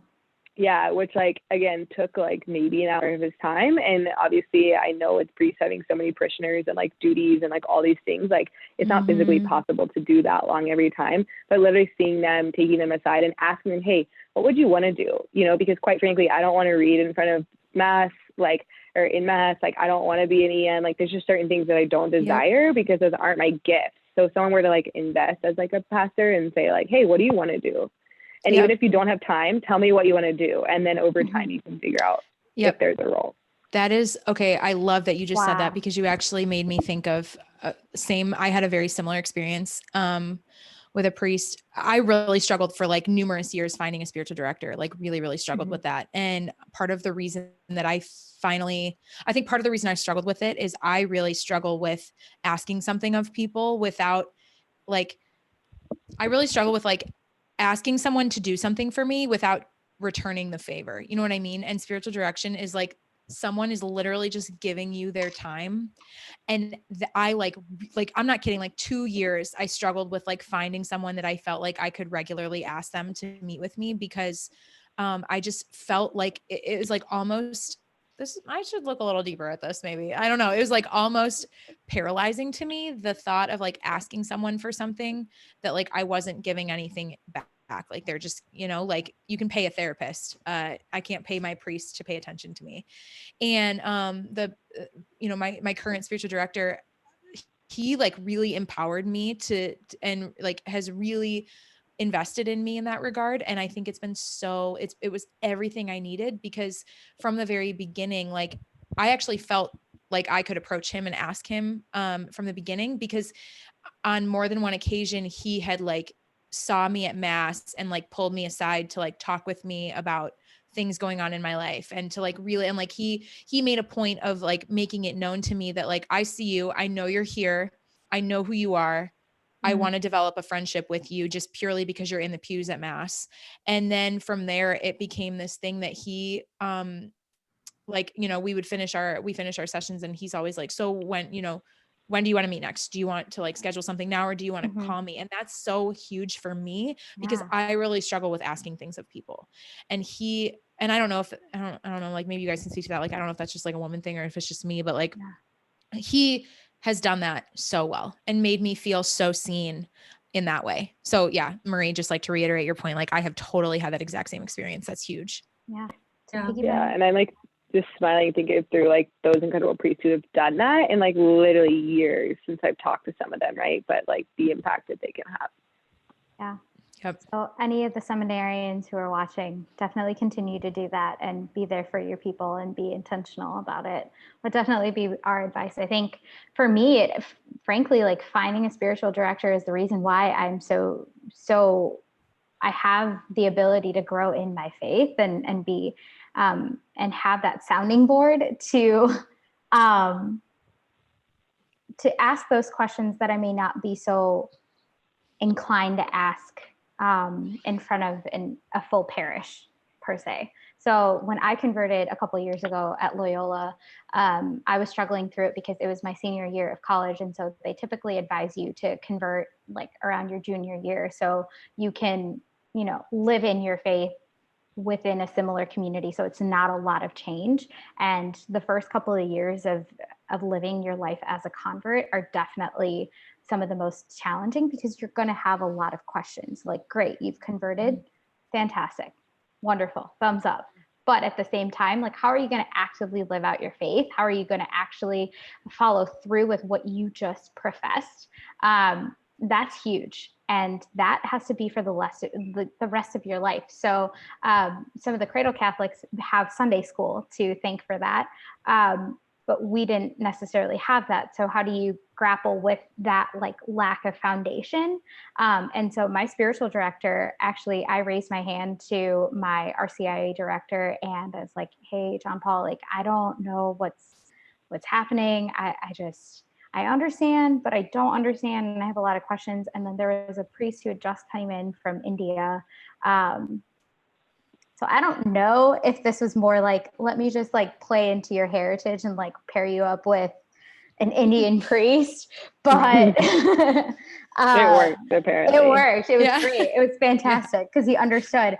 Now I talk to him about all the like weird stereotypes that come with my parents and like some of the things that like the weird quirks that come with Indian parents. And he like laughs at them. He's like, oh my gosh, it's like whenever you open your mouth, it's like, I'm home. And I was like, oh, wow, great. But having that like rapport with him, I not only feel fulfilled in being able to openly communicate and learn and ask and grow in my faith, but also I have an additional counselor per se. And I think that's something that everyone needs. I truly think that everyone needs that. And whether it's a therapist that you're paying, because I have one of those, whether you're a counselor, a spiritual director, I think it's more meaningful when a priest goes out of his way to really get to know his parishioners, because it does build a sense of community. And whether you're a man or a woman in the community, like Father Bauer does an excellent job of taking the time post Mass to talk to everyone, ask them about their day. And he does that. And he actively prays for us, even though we are,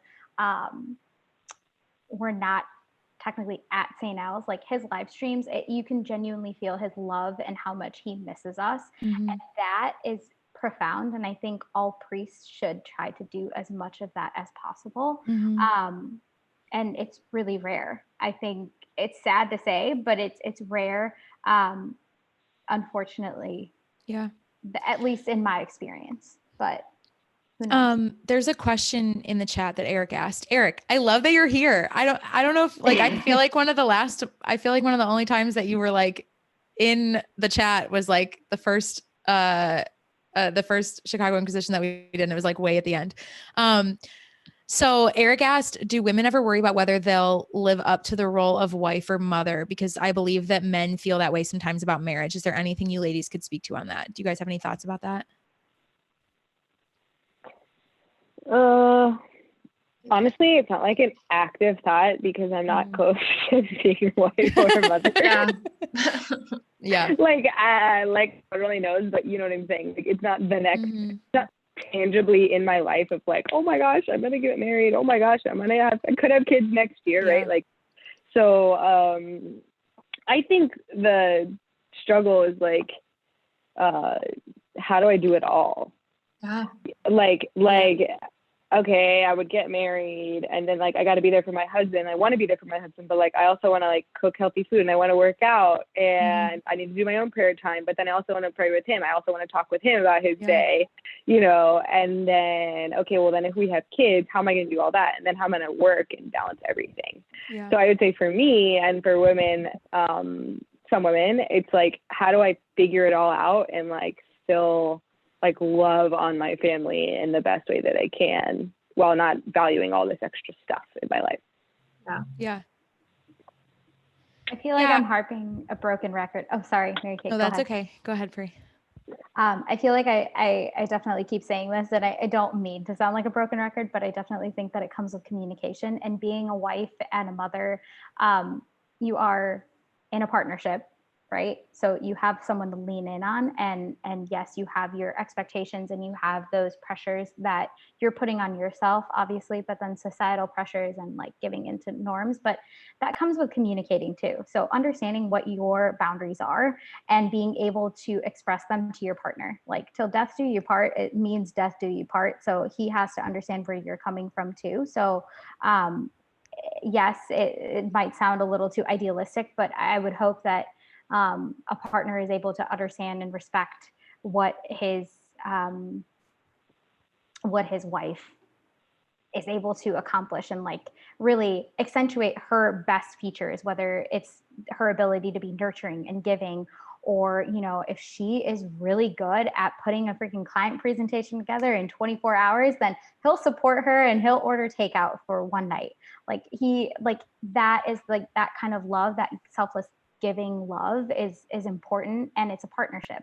So being able to do that is going to set the foundation for any future children that you have. And if you feel comfortable in that relationship as a husband and wife, then you are going to create a house filled with love for your future children. And that's truly what Christ would like for us. Yeah. Just a really quick aside note before we go on with this conversation. I forgot to say it earlier and we talked about this, but consistent with the conversation that we're having, it came up that maybe there are some women who are a little skittish about commenting in the chat because the men are very strong in the chat, and we love that the men are strong in the chat. But if there are any women watching who have very specific questions, you don't need to put it in the chat. You can send me a private message. So you know what I would encourage you to do is find me on Facebook right now and send me a private message. And actually maybe what we'll do for the future is set up like there's got to be like some kind of website where we can like set that stuff up anonymously or something so that we can have like separate questions going into it or something. But guys, we love that you're in the chat, but we also want the women to comment. So yeah, anyways, side note. Yeah. Pri, I totally feel you. And what, to respond to Eric's question, I do have a thought. I personally, I wouldn't say that I've ever worried about not being a good wife or mother. It has occurred to me that I am not like other women and that I like never dreamed about being a biological mother. Not to say that I like don't want to be, but like, you know, my sister, I talked about my sister on Monday. My sister wanted to be a mom her whole life. That is just like not who I am. Like I think about a lot of other things. I don't know. But the thing I do think about, and I don't know if this answers your question or if it's different, is I like really have a great fear of like wounding my future family. Like that's very real for me. And so it's not so much about like, can I keep a clean house or can I cook or do all these things? Like for me, it's like, I worry about, like bringing my wounds into like inflicting my wounds upon other people. And, so I don't know, like, I think that that's something that I like continue to take to prayer. And that I really actually really struggle with. I certainly think that like, I guess it's a couple things. I guess like on Monday, we talked a little bit about, being in marriage and how there's the formation for marriage is happening in marriage. Like, whereas like the guys are being formed in seminary for the priesthood, like wives are forming their husbands and vice versa. Husbands are forming their wives in marriage, which is very cool. And like, I really love that visual. Like that's a very good way to look at it.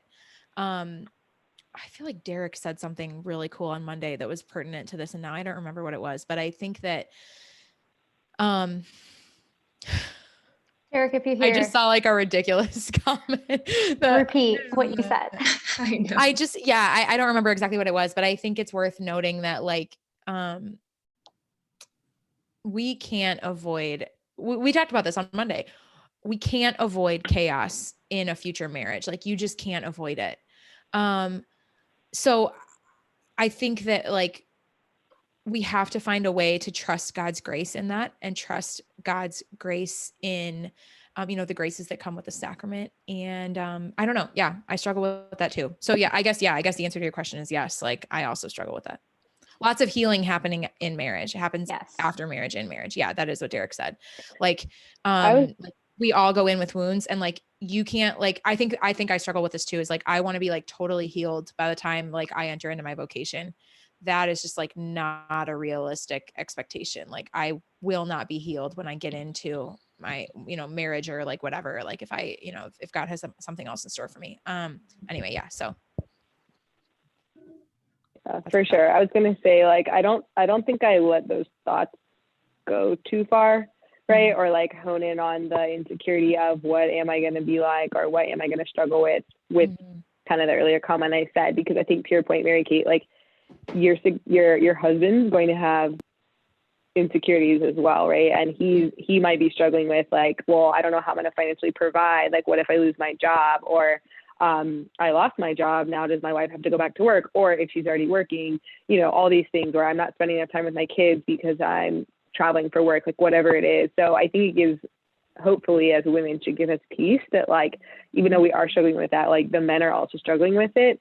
So you can like, I'm sure, not being married, but you enter into that together, right? And you're very like transparent about where you're both struggling in that. Yeah. Amen. Totally. I think it's about being practical, and it's a give and take relationship. You shouldn't feel like you're on an island when you are in a marriage, or even before a marriage. Like I would say, like start having those conversations when you are engaged, because you want to know where you're coming from, and you understand where each other's vulnerabilities are, and you understand where some of the insecurities are and the underlying issues that may come to surface when you are married. At least you know where they're coming from, and you can tackle them together as a team, instead of feeling like, oh my gosh, what is so-and-so going to think about? Like, what is my wife going to think about? Or what is my husband going to think if I say like, I really am scared to have my child? Like, I don't know. I frankly, like, I personally would love to be a mother someday. And that's like a calling that I've had. Which is why I've also taken up babysitting on the side. But I definitely think that it's not something that you should feel like you are inclined to suffer through alone. And there's a reason why you were put on this earth and put to go through with marriage, and not just be alone. Like there is someone to hold you accountable and hold your hand through life for a reason. And so why feel like you are alone? And that's easier said than done. And frankly, like if I was actually receiving or understanding what I was saying to myself right now, I'd be like, yeah, shut up. Like, you make no sense. But because applying it to yourself it's totally harder. It's so much harder. It's easier to say this stuff and dish it out, but when it comes to applying it to real life, it's a lot harder to do, but that takes a lot of humility and grace to do. Yeah. When it comes to wounds, like we were saying, it goes back to divine mercy, that like we're going to come in with wounds, but as long as we're trying to heal and, you know, we're not just sitting in our wounds and being complacent, like God is going to make up for where totally weaknesses and come into those wounds. Yep. Us, yeah, and God's mercy and that in our vocation, he will provide for us if we're actively seeking out his grace and mercy. Yep. And that's a good segue because I was going to ask about that. So what, I mean, we've kind of weaved this in and out, but specifically in each of your spiritual lives, what are some of those things that really contribute to your healing and to your coping with your insecurities? I think scripture for sure, which I struggle, we forget about the power of scripture and that it's like the living, breathing word of God, and that replacing that negative self-talk with words from scripture that God has said about us. Like he's already written all the truths about us in scripture. Mm-hmm. Yeah. And also I think, yeah, in dealing and coping with insecurities, it's realizing that it's in our wounds that like, yeah, the God's greatest like glory is shown, and that it's, yeah, in our weakness. It goes back to divine mercy and focusing on Jesus entered into that weakness as well and redeemed it. So yeah, I don't know where I was going with that. Someone else take over. Yeah.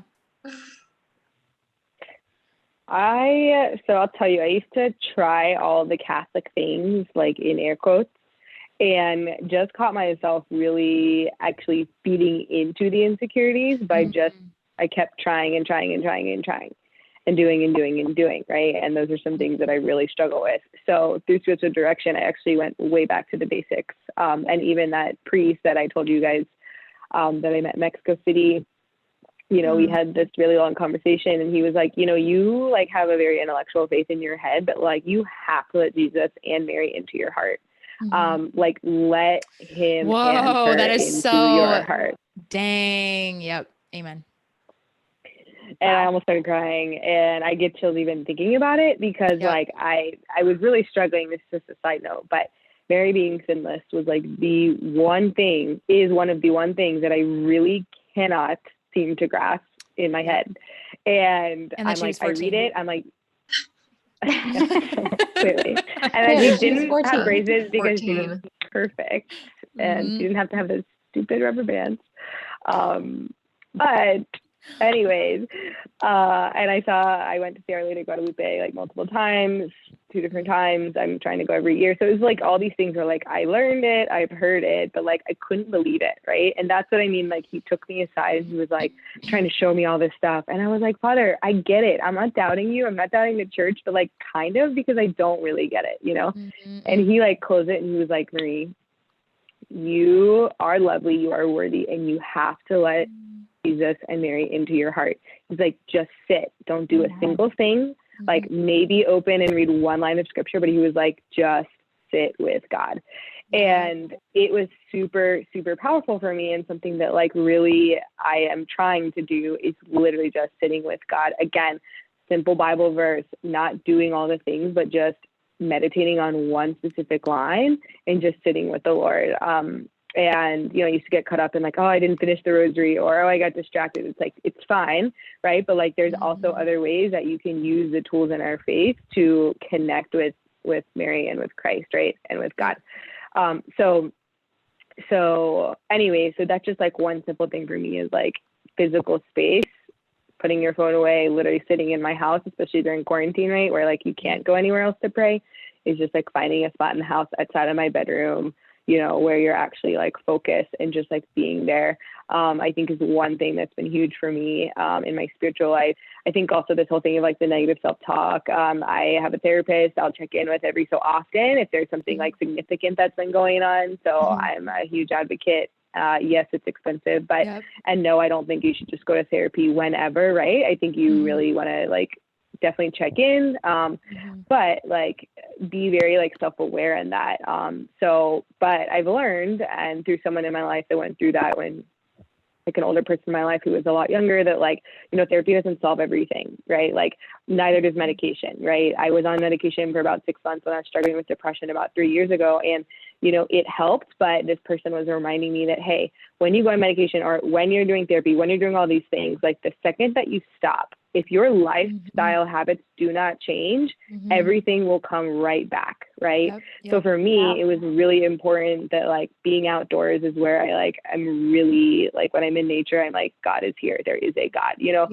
So I'm really like getting outdoors, running, exercising every day, sitting with God every day, eating healthy, like just small things like that have really helped me like cope and work towards a healthy lifestyle, separating work and personal, not checking my work email like way after hours, setting those physical boundaries have been like good ways. And then all of that plays into my spiritual life too. Yeah. Marie, what you said about silence, that's everything. So Henry Nouwen, Mary Kate, you've talked about him before. He's like my hero. Henry Nouwen, if you haven't read any of his books, read it. I weep every time. But he said the key. Oh, he's so cool. In The Life of the Beloved, which is like my favorite book in the entire world. Well, that was dramatic, but anyway. He says we can be hyperbolic. It's fine. Yeah, that there is constantly a voice speaking to us, telling us you are loved, you are the beloved. But God's voice is gentle and quiet, and the voices of the world and the devil are very loud, and they're screaming at us, and that's what we hear. But it's in the silence that we hear God calling us the beloved, that voice that is there. We have to tune, like Maureen said, we have to sit in the silence. We have to listen and learn and train ourselves to hear that, because God is constantly calling our names. Like we are healed in God speaking our name to us and saying like, you are the beloved. And he's constantly saying it, but we're just not hearing it because the voices of the world are so loud and they're so cruel. And it's when we really hear that from God, like we talk about how good it is to like hear our names being spoken. I mean, like the creator of the universe, the Father, is constantly telling us how loved we are, and we are not hearing it, and we're constantly looking for it in other places. And it's just ridiculous. And even knowing this, like I'm going to do it tomorrow, tonight, like we have to constantly keep going back, and we have to train ourselves. Like it's not easy to sit in the silence. And he talks about how it's a lifelong journey to realizing we are the beloved. It's really difficult. Wow. Yeah, that resonates with me. I haven't had I don't think I have not had personal experience with the mental illness issue, but I have thyroid problems, and it affects your hormones and your energy levels. And when I was in college, before I was diagnosed and before I was on medication, I was like literally didn't get out of bed for a whole year, basically. Like never went to class. I'm lucky I actually passed my senior year of college, truthfully. And I think about that a lot. Like I think about it, like you always have to be careful. I never want to insinuate that everyone's mental illnesses can be solved with like diet and exercise and, like just get yourself out of bed. Yeah. But also like your habits, like Marie, what you were saying, like your habits are so important. And I also think that like that negative self-talk contributes so much to that. In like, I was not in a good place in college, and that combined with like the partying I was doing, combined with the people I was hanging out with, combined with like you said, Jackie, like all of the voices that you're getting from the world, even if you're like showing up to mass. And I think like Marie, what you're saying, I think we can even get caught up with this with the Catholic community, that we find ourselves comparing to like other people. And it's like, well, she's further along in her faith than me, or like he's more insightful than I am, or like, so-and-so did this novena and I can't even get through like the first 3 days of a novena. And this person, we talked about that. Actually. Yeah. So it's like, it is this thing of like, I think that's also why I love Divine Mercy so much, because Divine Mercy is Christ looking at me and saying to me, you are perfect. You are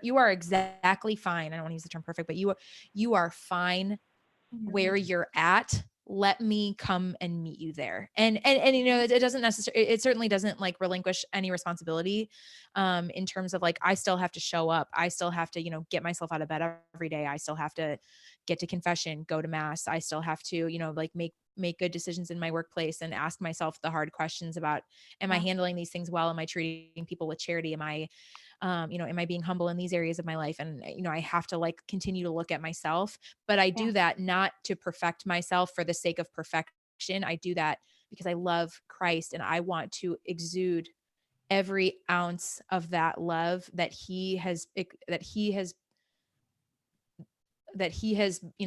poured out on me. I want to exude that in the way that I treat other people.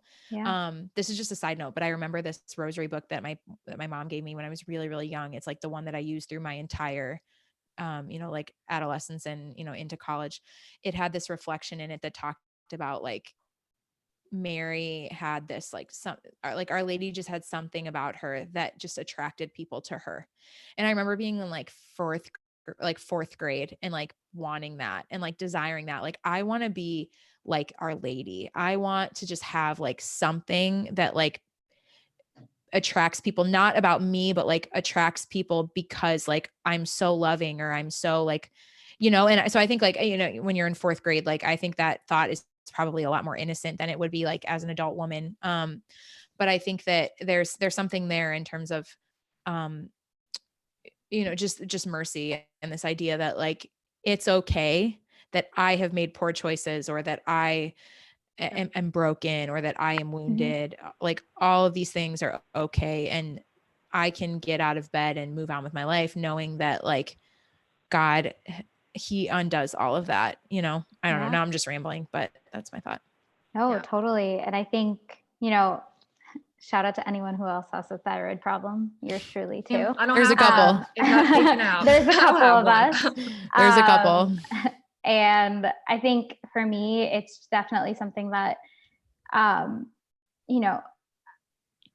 all of the things that you both like everyone has said up until this point, sitting with God is truly one of the things that has provided me so much comfort, but also understanding that it's mind, body, and spirit. Any sort of insecurity that you have, any sort of anxiety or other mental illness or mental condition that you may be suffering through or experiencing, it truly comes from a place of pain, and acknowledging that and sitting with it, being self-aware to sit with that, is probably the first step. And then the second step would be to reach out for help, whether it's to, if you feel connected to your faith and you are deeply connected to your faith, then reach out to your local priest or reach out to a friend of yours who can put you in contact with a spiritual director, someone. And doing something about it is huge. And so it also comes into play with diet and exercise. What you put into your body is what you're going to get. So, an athlete is going to put like 10,000 hours in to be a successful athlete and like make it from high school to all the way into like the pro leagues, right? But that takes hard work and dedication. So the same has to be given, the same amount of respect and dedication has to be given to your mental health. And that sort of dedication has to be given to your faith life as well. And so what you get is what you put into it is what you're going to receive, is what I'm trying to get at. And I think whether you are using one of the tools like praying the rosary every single night or going through a novena and you start and then you fall off the tracks on day 2, but you think it was day 6. I don't know how that's happened to me a few times. We're all works in progress, I guess. But again, like not being so hard on yourself. There is no need to be so self-critical, is incredibly important. And just acknowledging the fact that, yes, this is where I'm at.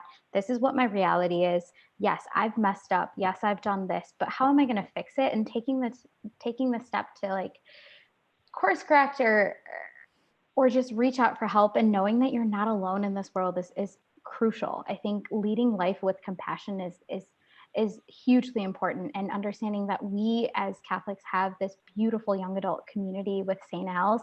I'm sure like if I were to reach out to one of you ladies, or if I was to reach out to one of the priests or what have you, like they would be able to guide me towards the help that I personally was seeking out. But I think that takes a lot of effort from within to be self-aware and reflective enough to understand that this is the help that I need. And that also comes with sitting with your thoughts, to what Marie and Jackie and you, Mary Kate, have already said.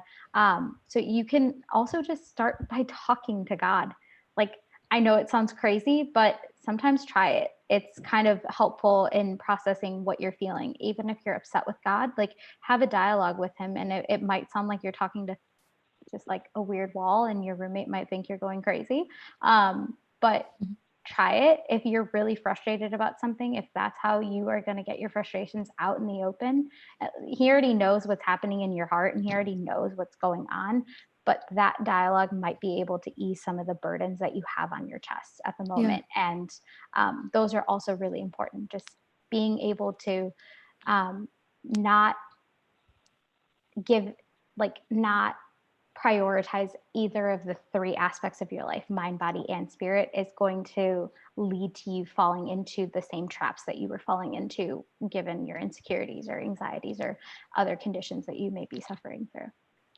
I'm just going to say, with like, just really quickly, when we're dealing with like insecurities or mental health, like we said, we're mind, body, spirit. You have to take care of all three, spiritually, clinically, and medically. So it's okay to take medication. Like, I take medication, I might for the rest of my life, because I was just born with not enough serotonin in my brain. And if I don't, then I have like severe depression. So it's okay you need to take care of all three. Just like if you had high blood pressure, you would be taking medication for the rest of your life, and we can't over spiritualize mental health.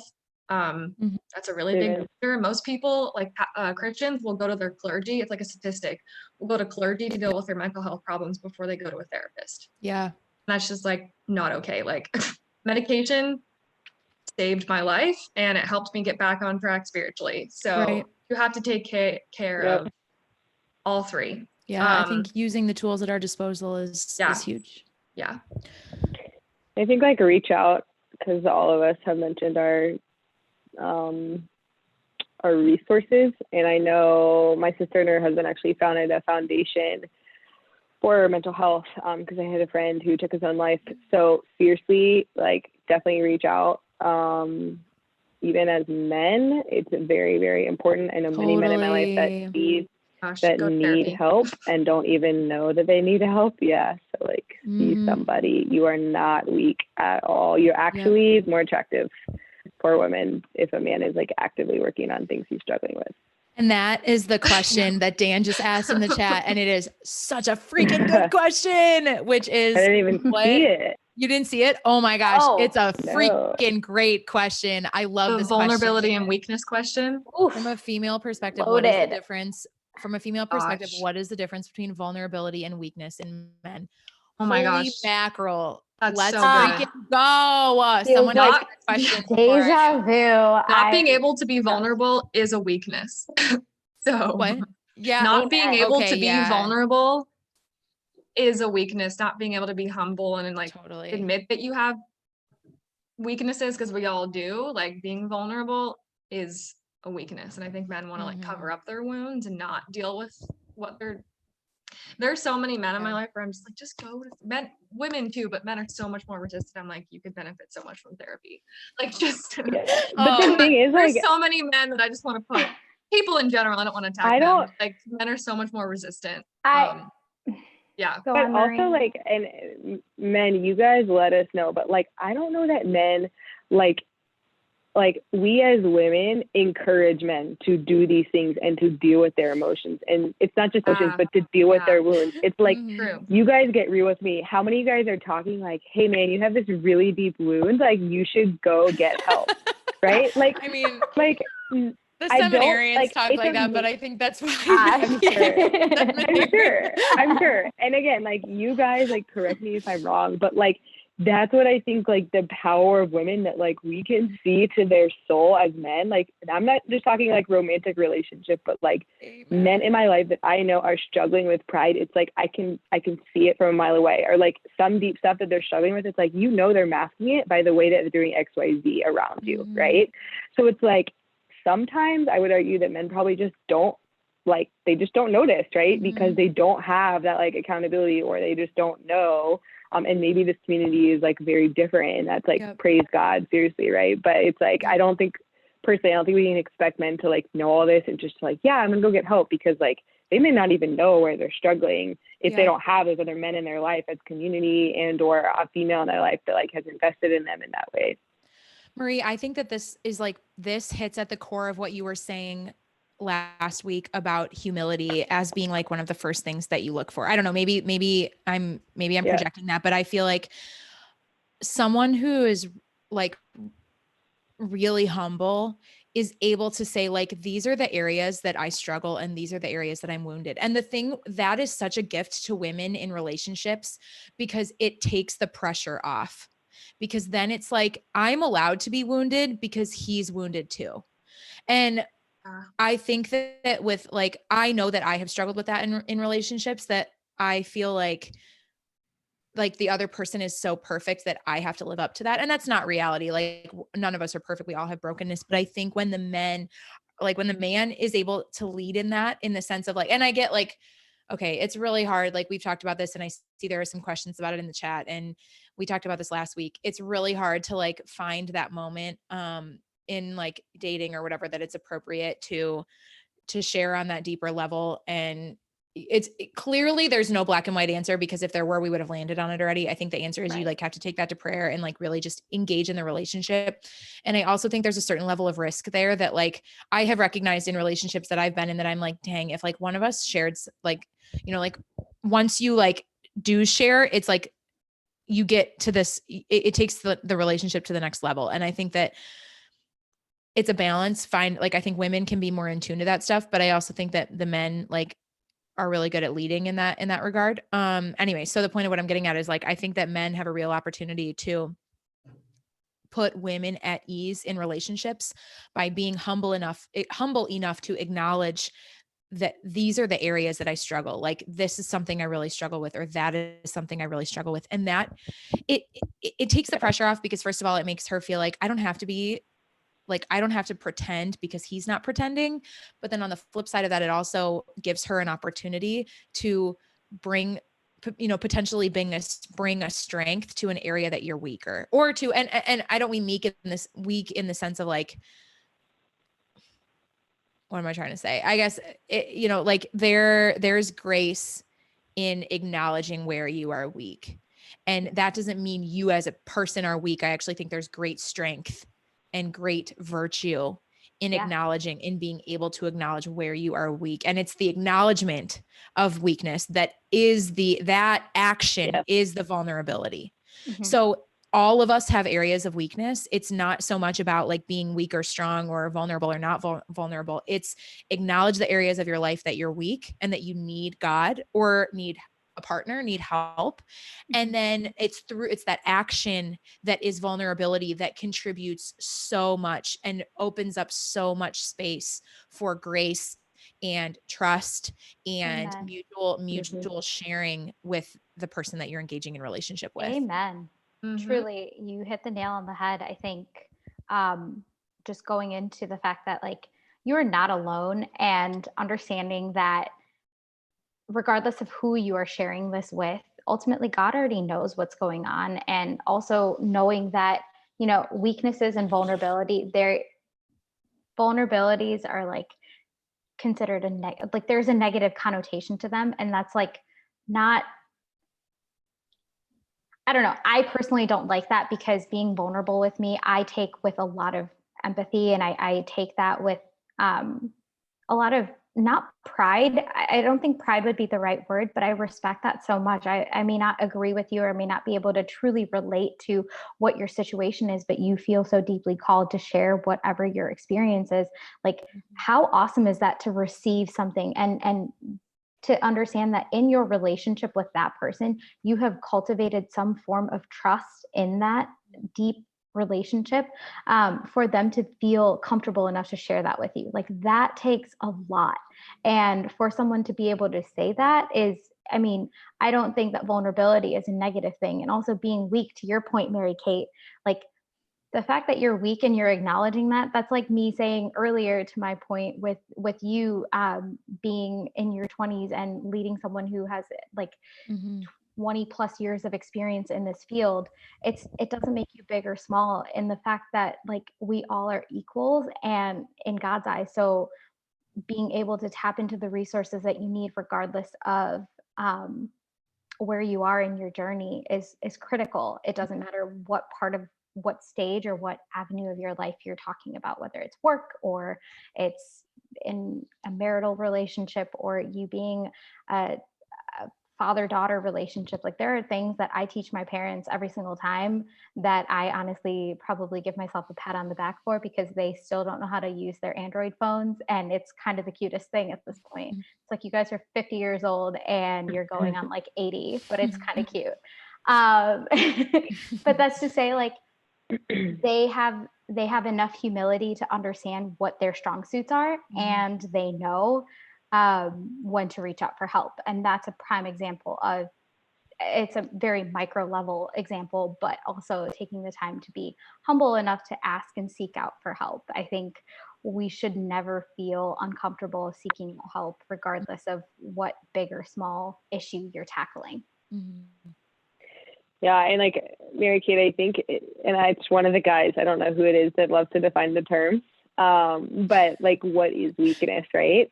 Like what is a weak man? And honestly, I'm thinking like, truly, what would I consider like a man who is weak? It's a man who does not, and I think Sadie just said this, which is amazing, but like doesn't own up and take control of those things in his life, right? So I don't mean that in the sense that like, again, I just admitted I struggled with depression years ago. So it's like, if you are struggling with that, the weakness is that you don't reflect and realize that you are struggling, right? Like that's what I would think is weak, because we can say, oh, you're weak because of your sin. It's like, not really, right? Like the that's almost like our I don't know how to describe it. Anyway, so that's like what I don't like. I know the guys are talking about like vulnerability versus weakness and all of this. It's like, I think we can get too caught up in the term so much. But just like really being introspective and realizing where you're struggling, and then like figuring out what are the next things I need to do, and or how do I reach out to people to help me get to the next step.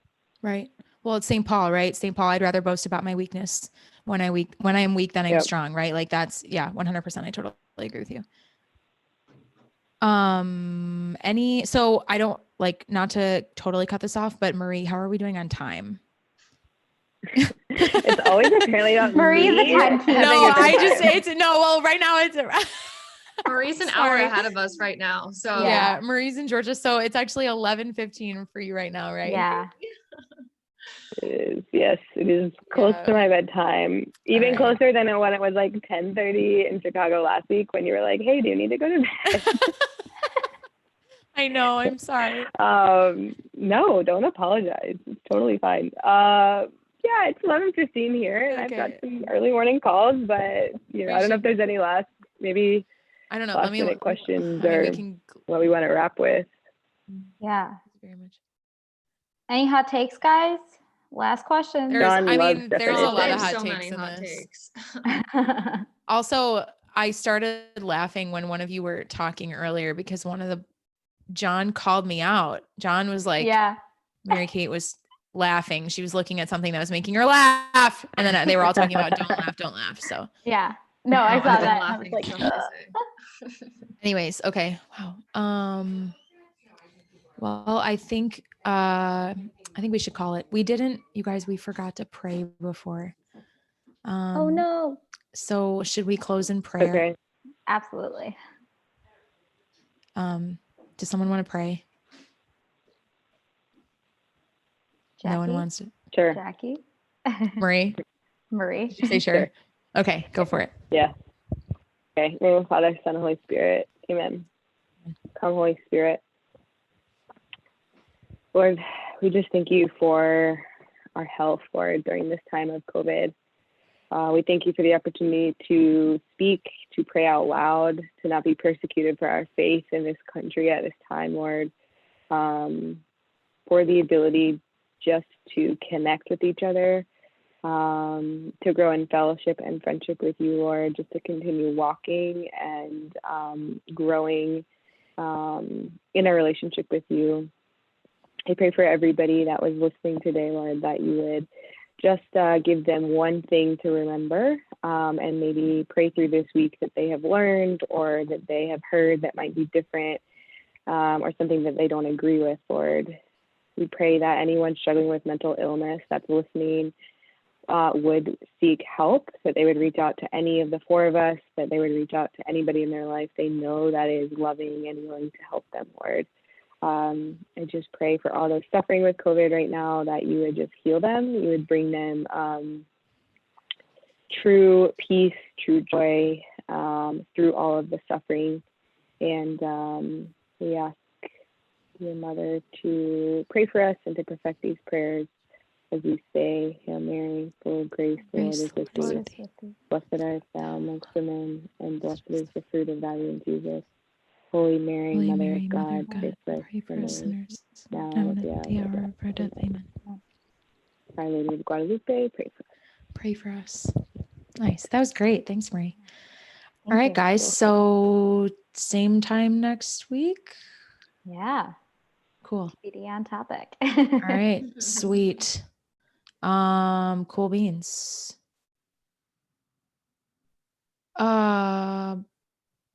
Interesting. Sorry, I'm getting caught in the chat now. Okay. Sorry. Yep. Sorry. Great. Cool. Well, thanks guys. This was awesome. If there's anyone who was like watching and participating, or watching, but wasn't participating in the chat, reach out. You can reach out to us if you have any questions about anything. And I'm going to try to set up some type of way that we can do like anonymous questions that are separate from the chat, so that people can engage. And actually, you guys, wait, pause. I actually did get a Facebook message from someone a couple days ago that was about like just a general topic that this person wanted us to do. Hold on. Let me look at it really quick. I thought it was awesome. I was like, that is a great topic. She said, my friend told me about the video from the St. Al's ladies that streamed last week on YouTube. I thought it was great. Thank you for creating meaningful content. Can you offer some advice or possibly use this question as a topic discussed if there will be another women's chat? I'd love to have more resources for women to find themselves, to figure out who they are in Christ. If there are resources or books, please let me know. Sometimes I make the assumption that people grew up in perfect homes and therefore they have it figured out. And she like sent this very, very long, beautiful message. So her questions kind of, actually, we kind of covered this. Dang, now I wish I had maybe tried to incorporate this. So my question is, as a Christian woman, where and what steps can we take to find our worth and uniqueness that God has created us to be? I know that's a journey, but think it would definitely be interesting to hear the perspective of several women. I also understand that it can be a lifelong journey. And then she said some other things, but yeah, so I thought that was awesome. And like, I think there is a lot that at least I could say. I don't know what you guys think about that, with regards to my own like journey, that we could potentially make that a topic in future weeks. So Love that. Things to think about. Yeah. That was awesome. So, all right, Catholic cool. spin on Eat, Pray, Love. Yeah. All right, cool. Well, thanks guys. I will talk to you in Slack. That seems to be how we close these things. Yeah. So, yeah. All right. Bye, guys. Bye, guys. Bye, guys. Thanks for tuning in.